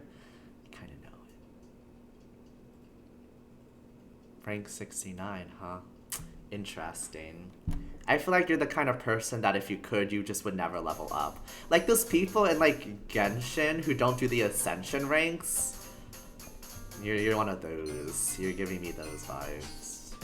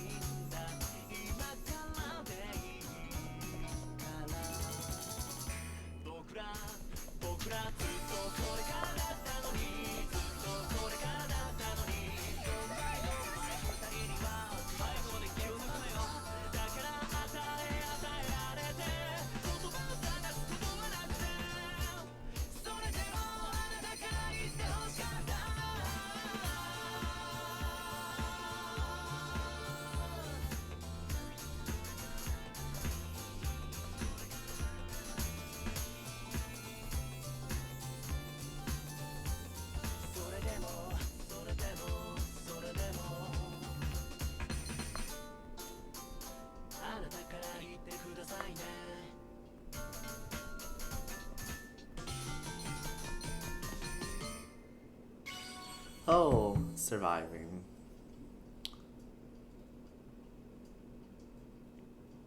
Blah. My rank. What is my rank? I don't even know what my rank is. is. We can't full combo them all. Maybe that's a lesson that we need to learn. Maybe the full combo was the friends we made along the way. Oh look, I'm ranked 142.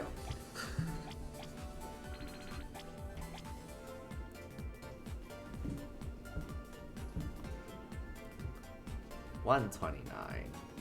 Okay. Oh, so I'm like higher rank. And I'm still this bad, huh? I see. I understand now. That's where I'm at right now, huh? Struggling against the top 500? People who tier are crazy. You deserve all the flowers, because that's a lot of work. What are these options? Machine Gun and the end of Hatsune Miku? Do you guys want to die? What was that? That was crazy.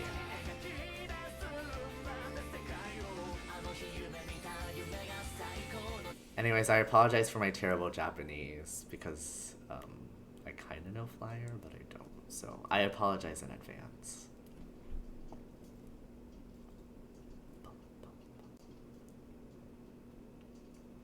Yeah, it is all just for fun, huh? You're right.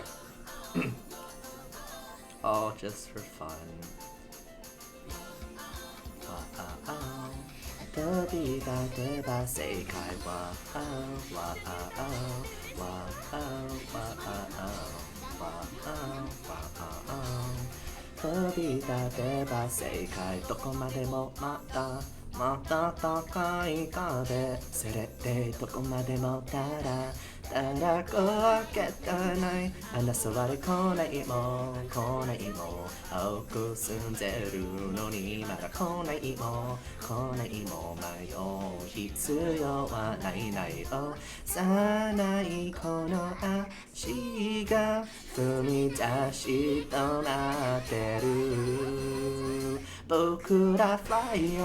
A flyer, 憧れ誰しのこれ乗り越えて君のフライヤー A flyer, 描き出すんだ世界をあの日夢見た夢が最高の上中ける人だってこの想い Believe in it 朝えても Flyer, a flyer Three, two, one, set, flyer, a flyer 引き出すんだ世界をあの日夢見た夢が最高の上手けるいつだってこの想い Believe in it 朝えても快晴君好きなが描き出す世界へ Oh, wow, wow, wow, wow Wow, wow, 飛び立てば世界を Wow, wow, wow,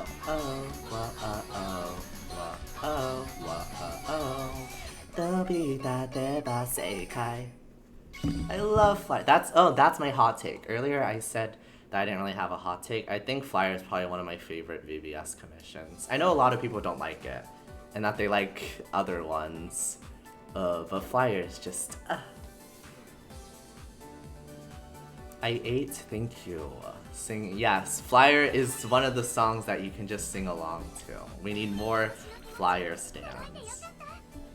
Also, you disconnected, oh no. We were on such a streak of no one disconnecting. We were on such a streak. Tisk tisk. Wandahoy!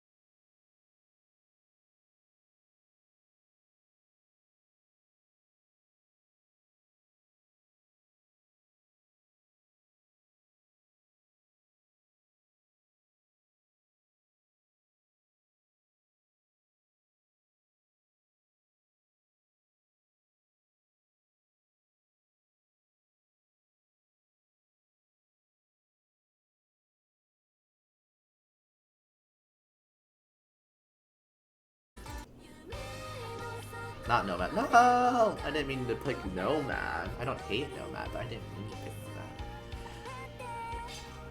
Oh, so you guys just gonna keep sitting on the end of... Okay, yeah. I figured. I don't wanna play expert. I wanna have fun. I'm joining mainly Maxi at hard. Exactly, they want us to die. I'm not part of that life. This is a fun song though. I do like the beat map. Just like when you're not dying, it's fun.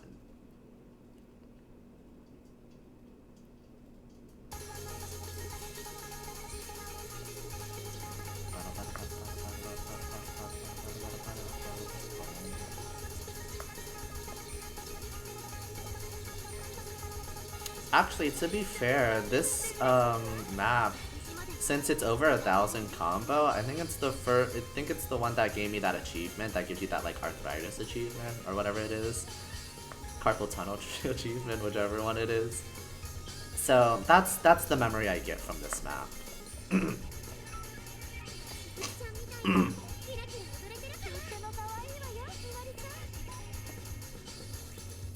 Oh, another memory associated with this song is that I'm pretty sure my friend that introduced me to Project Sekai, she made me play this map first, just to torment me.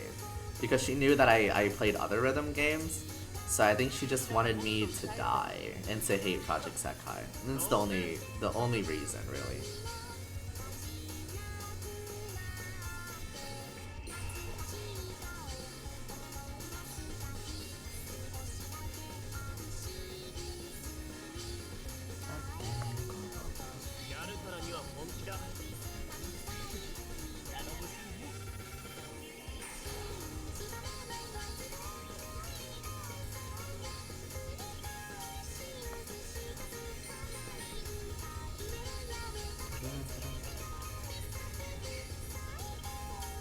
Here it comes, let's go!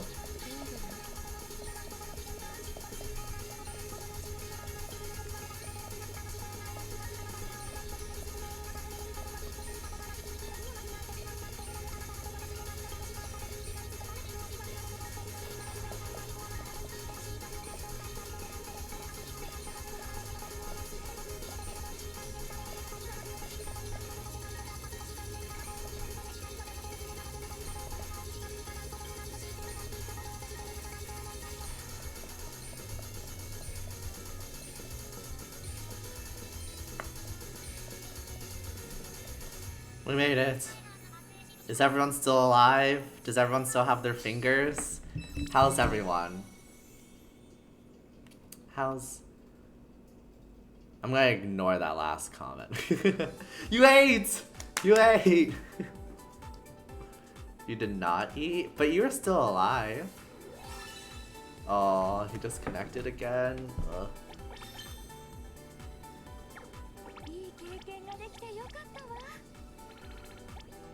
The plague, the curse, truly after all of us.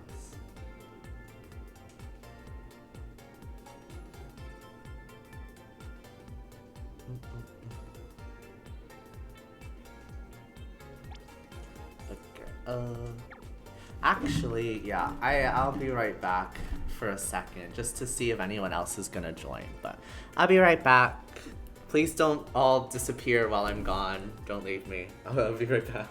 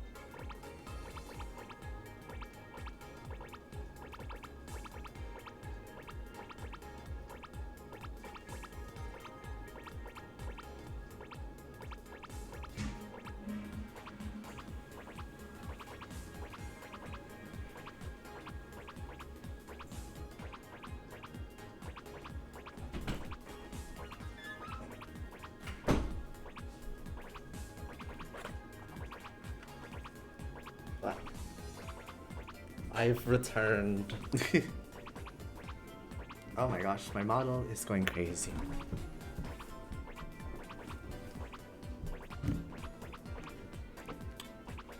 Ugh.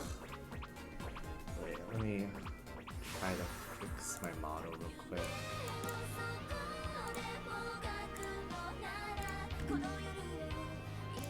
Okay, he's back. He's alive.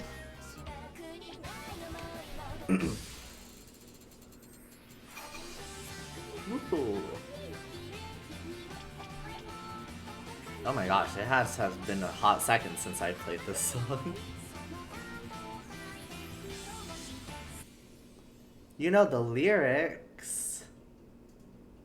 Well, I'm gonna be imagining you singing it the whole time, so just keep that in mind.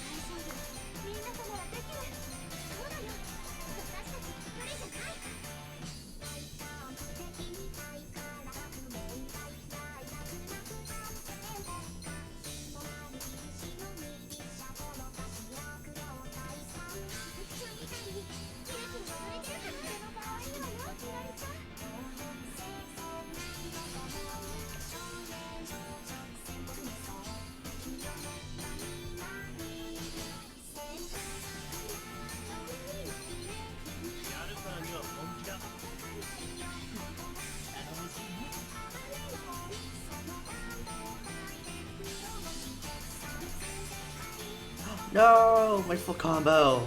Ugh, terrible. Actually terrible.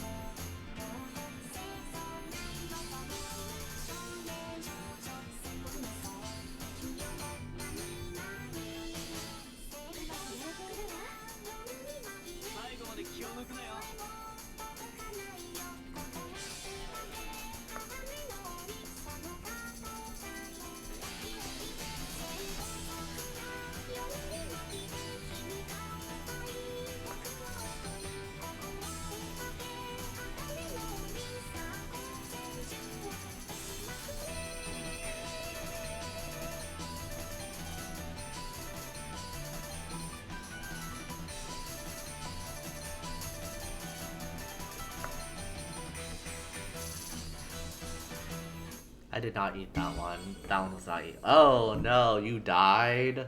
I thought you knew the lyrics. I thought you knew that one like the back of your hand. What happened? Oh, the game hates you?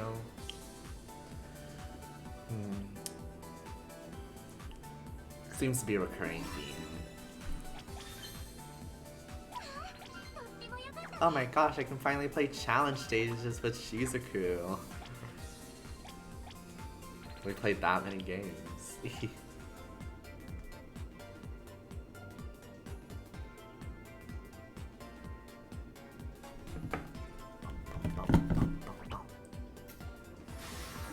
Ready, set, go.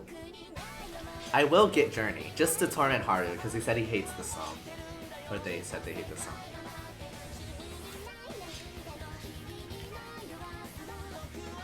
Yes! Yes! Woo! 2 journeys! Oh, we still lost. We still lost. You haven't won yet. Don't be so confident. And I gave you Usewa. We should all pick Journey, exactly. Oh, you know the lyrics? Well, that didn't help you last time, so... Guess we'll see.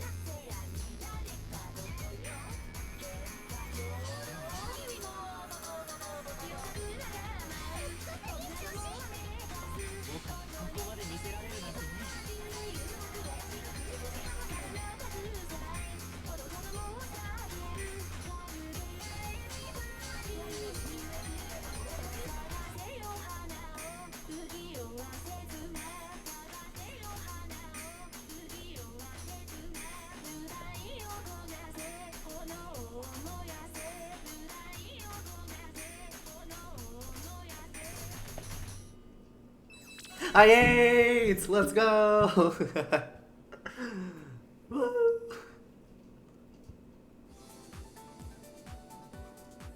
Let's go. Ooh, all perfect. Oh, you disconnected?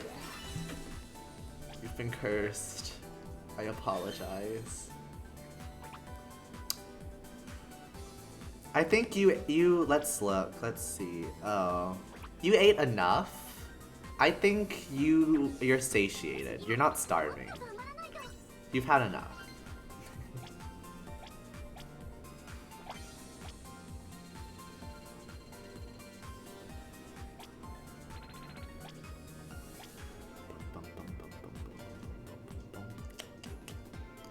Oh, I have not been restoring my energy.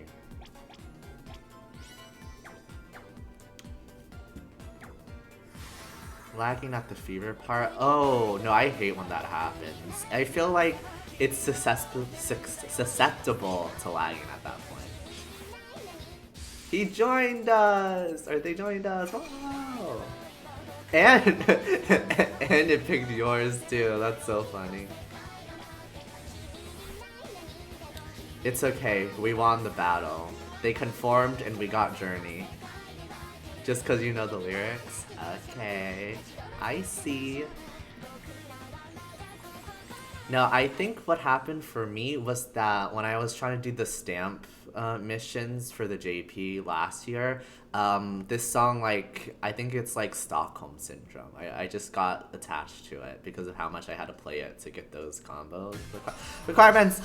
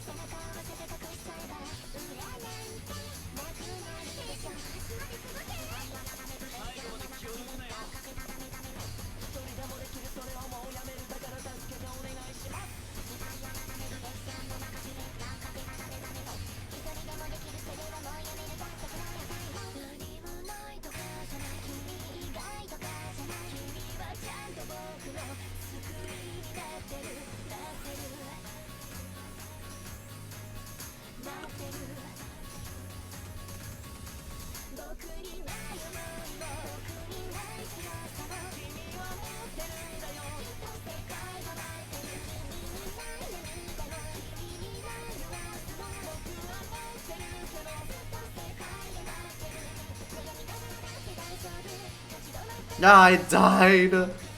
No! This is the first time I died this stream. Oh god, it's over. Oh no. I'm never gonna hear the end of this because I want a journey so bad too. Oh no.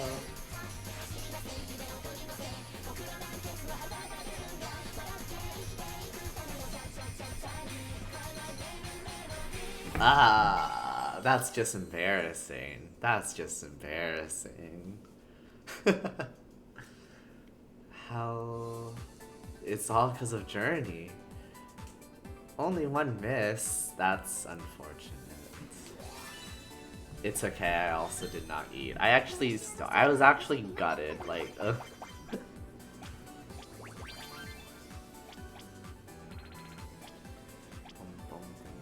It's okay. We all have our weak spots, you know? Mine is Journey. I don't know. Hers is their cat, I guess.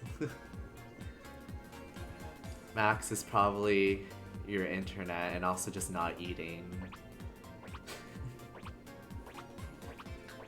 Virtuals is that one miss on everything. We all have our weaknesses.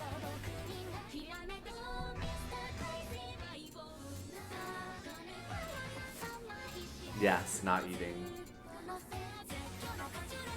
Oh, bug. Bug.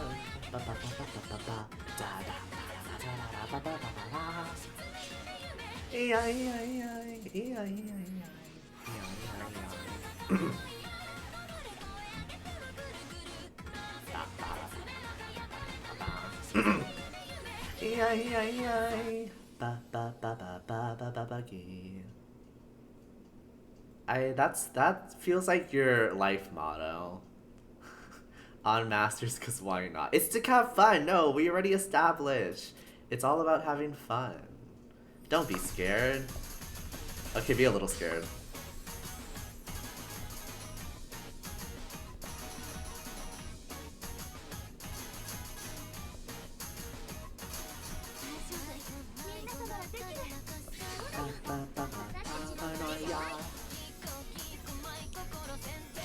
Paranoia. Paranoia.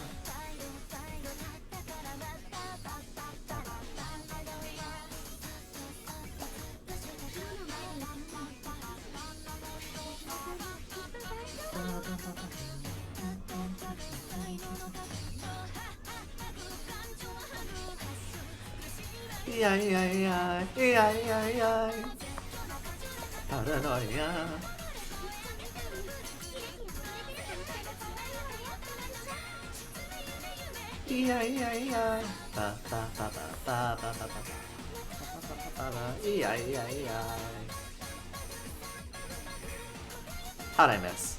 I don't. That didn't make sense.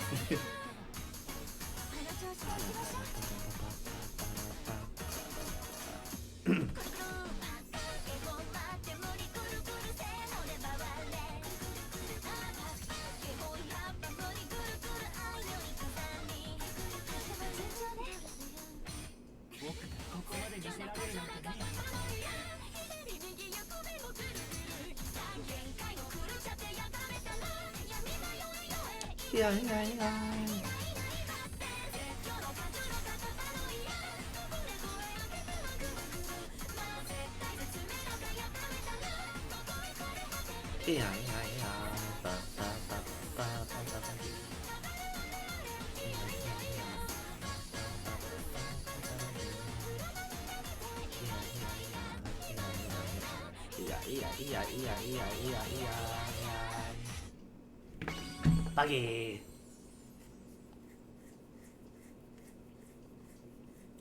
You ate almonds. I see. How unfortunate. Guys, we should be eating. You see? Let's follow Virtual's lead and eat.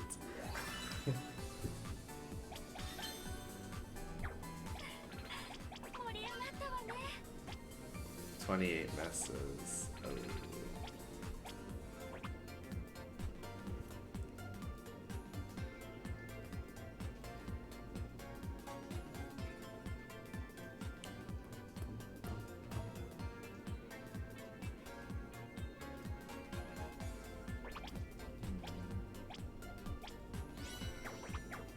Okay, I'll wait a second just to see if anyone else joins, but if not, we'll start in a bit.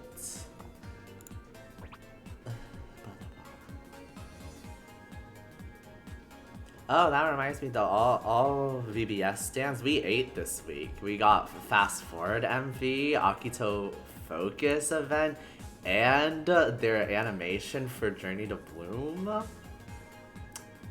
We ate.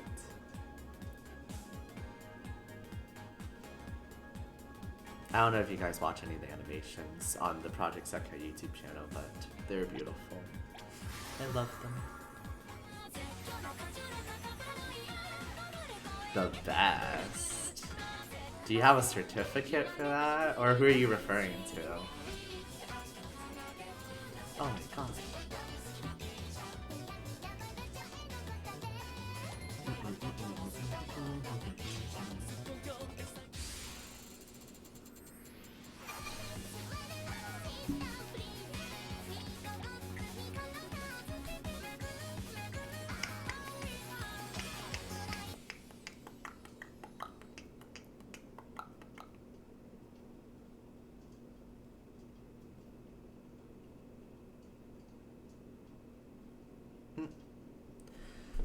Another master. We'll see how I go. If I survive.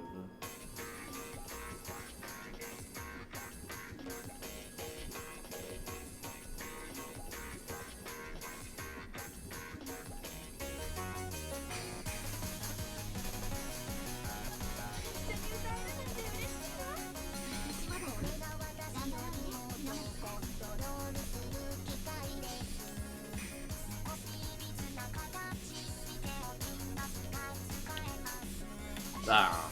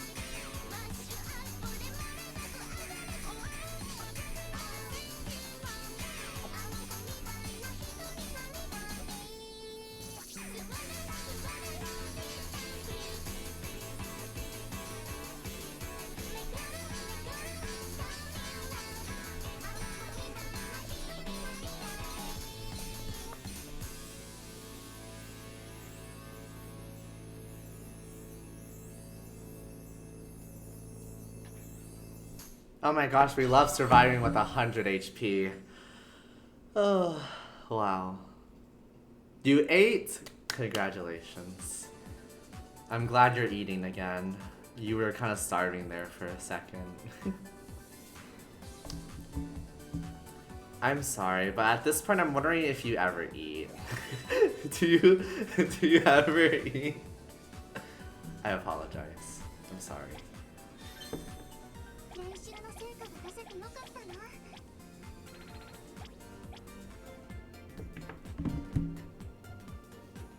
You're rank 130. You get like extra gems for every 10, don't you? You did have your moments. I remember that 772 combo. That, you ate that.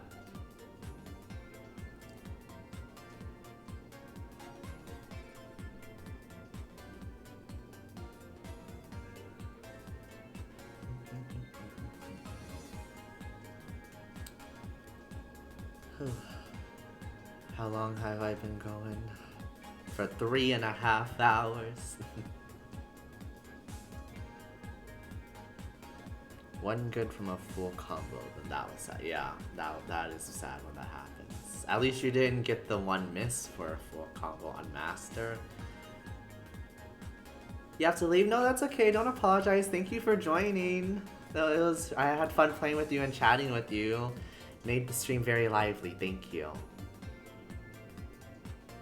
Feel free to come back whenever you have time. Like, I don't know about today. I'll probably be done streaming today soon, but I'll stream again if you're ever free.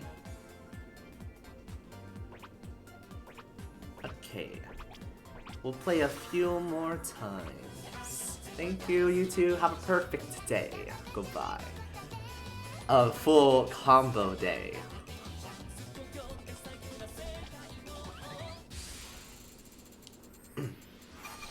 Peaky! Let's go. I'll try Master, I guess.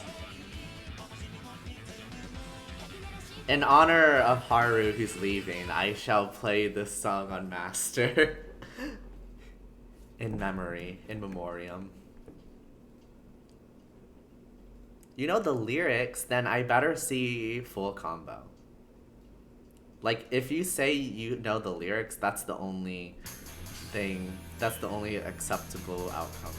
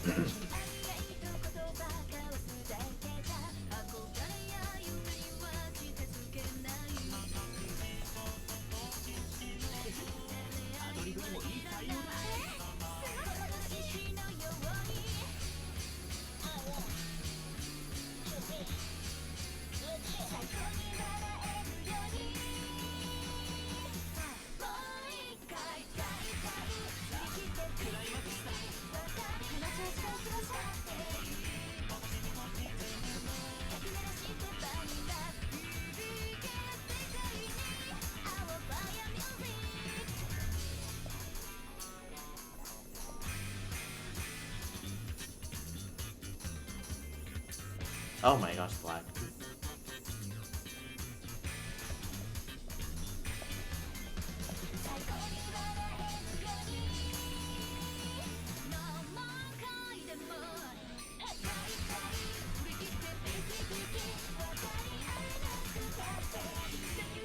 Oh, I died. The master was not the play. It's okay.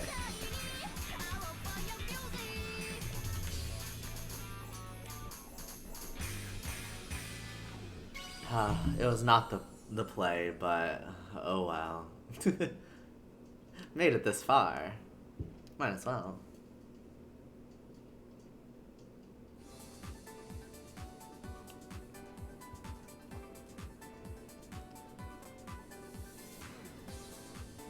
You have a. You know, that's fair. We'll take that. We'll accept half eating. Okay, probably our last song. I've been streaming for 3 hours 40 minutes. It's been a wild ride. Tapping the flicks. Yeah, I hate when that happens. Let's all eat. I don't know what we're gonna be eating, but yes, let's eat. I don't know. What do I wanna? I'm not good at choosing. I'll just do recommended. Yeah, I don't have any partial feelings. Ooh, he decided for us. You know what? This is fair because you just scream, so you just get to scream. This is fair.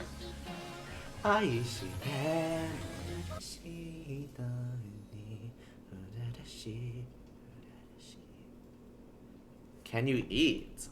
I expect all of us to eat.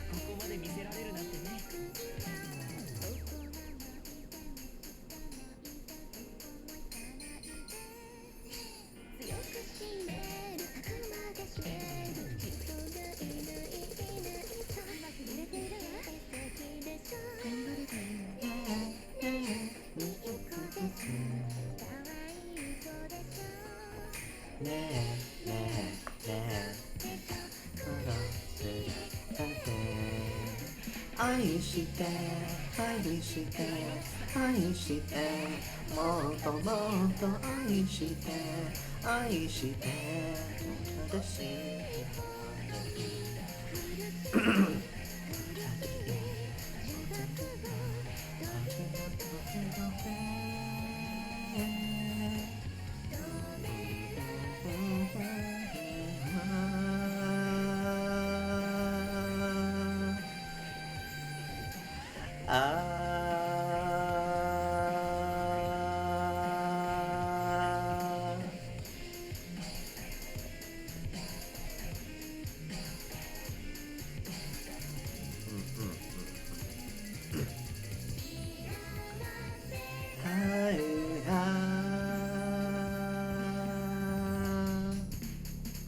I like screaming while playing this song. Or just holding my note. Not really screaming. You both died? Oh god. We were supposed to eat. It's okay. If it's lag, then yeah, that's... Maybe it's a sign. Maybe the only suitable way to end was if we were all supposed to die. That seems pretty suitable, actually. We needed to eat, but maybe the true moral is that sometimes you just don't eat. Sometimes you just don't.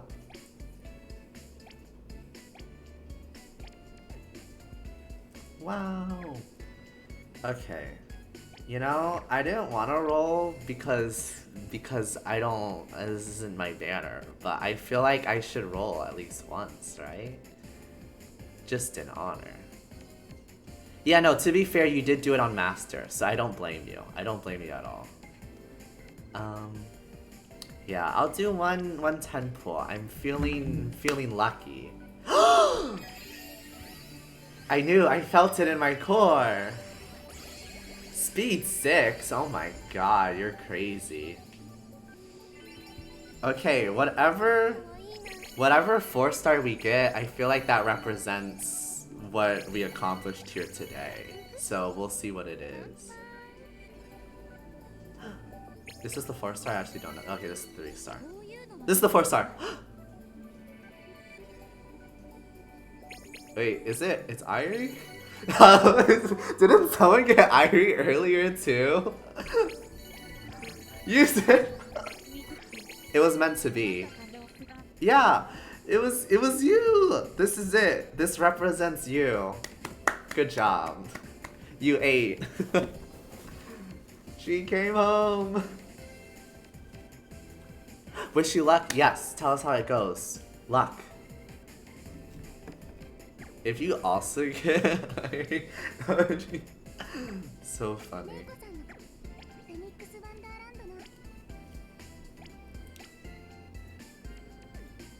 How does this outfit look on her? Not bad. I mean, I had the all pink, but I mean, this is cute. I'll change to this. This is cute.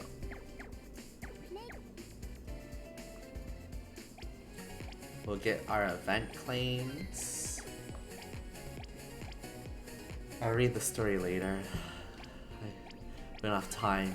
No time.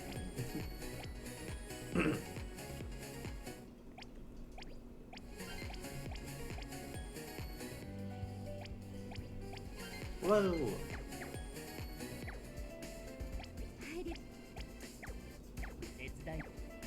Okay. Wait, I wanted to do one more thing. I can level up someone. Is that the really card I want to level up? Yes, I'll level up this one.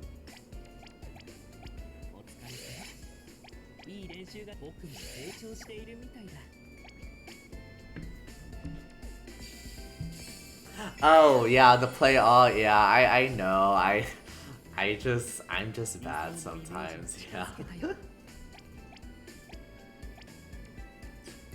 Whoa, we can end on Rui.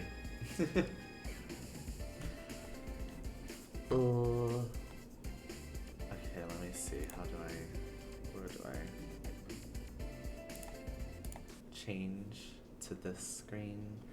Okay, hello. This is the end of the stream. If you're still here, thank you for staying to the end. It was fun playing Project Sekai with you guys. And then Max and Weeb, if you're still here. I don't know what to call you guys, but I'm sorry. I'm probably gonna play Project Sekai again whenever the next banner comes out with the Rui focus with WXS. I don't know when that is. I feel like that's in a few days. Let me see. When does this banner end? October 21st. Oh wait, we still got a bit. That's like a week. I'll probably play Project Sekai again before then, but I'm not gonna really roll until that banner. I don't know if you guys play Genshin, whoever's here, but on Tuesday, Ridesley comes out, so I'm gonna roll a lot for him, so you can watch that if that happens. But if not, if this is your only time coming to my stream, thank you for watching. Yes, Risley. I'm hoping to see one him. That may be wishful thinking, I'm gonna be honest. But we're gonna try. And I think that's all that matters. I might stream later, Switch games. I don't know. By later, I mean like tomorrow. But, try to do that. But, like, if you're ever curious about when I'm streaming or what I'm streaming, just keep up on my Twitter. I usually post everything there. And yeah, that'll be all for today. Thank you for watching. Thank you for playing with me. I had a lot of fun. And goodbye. Bye bye. See you later.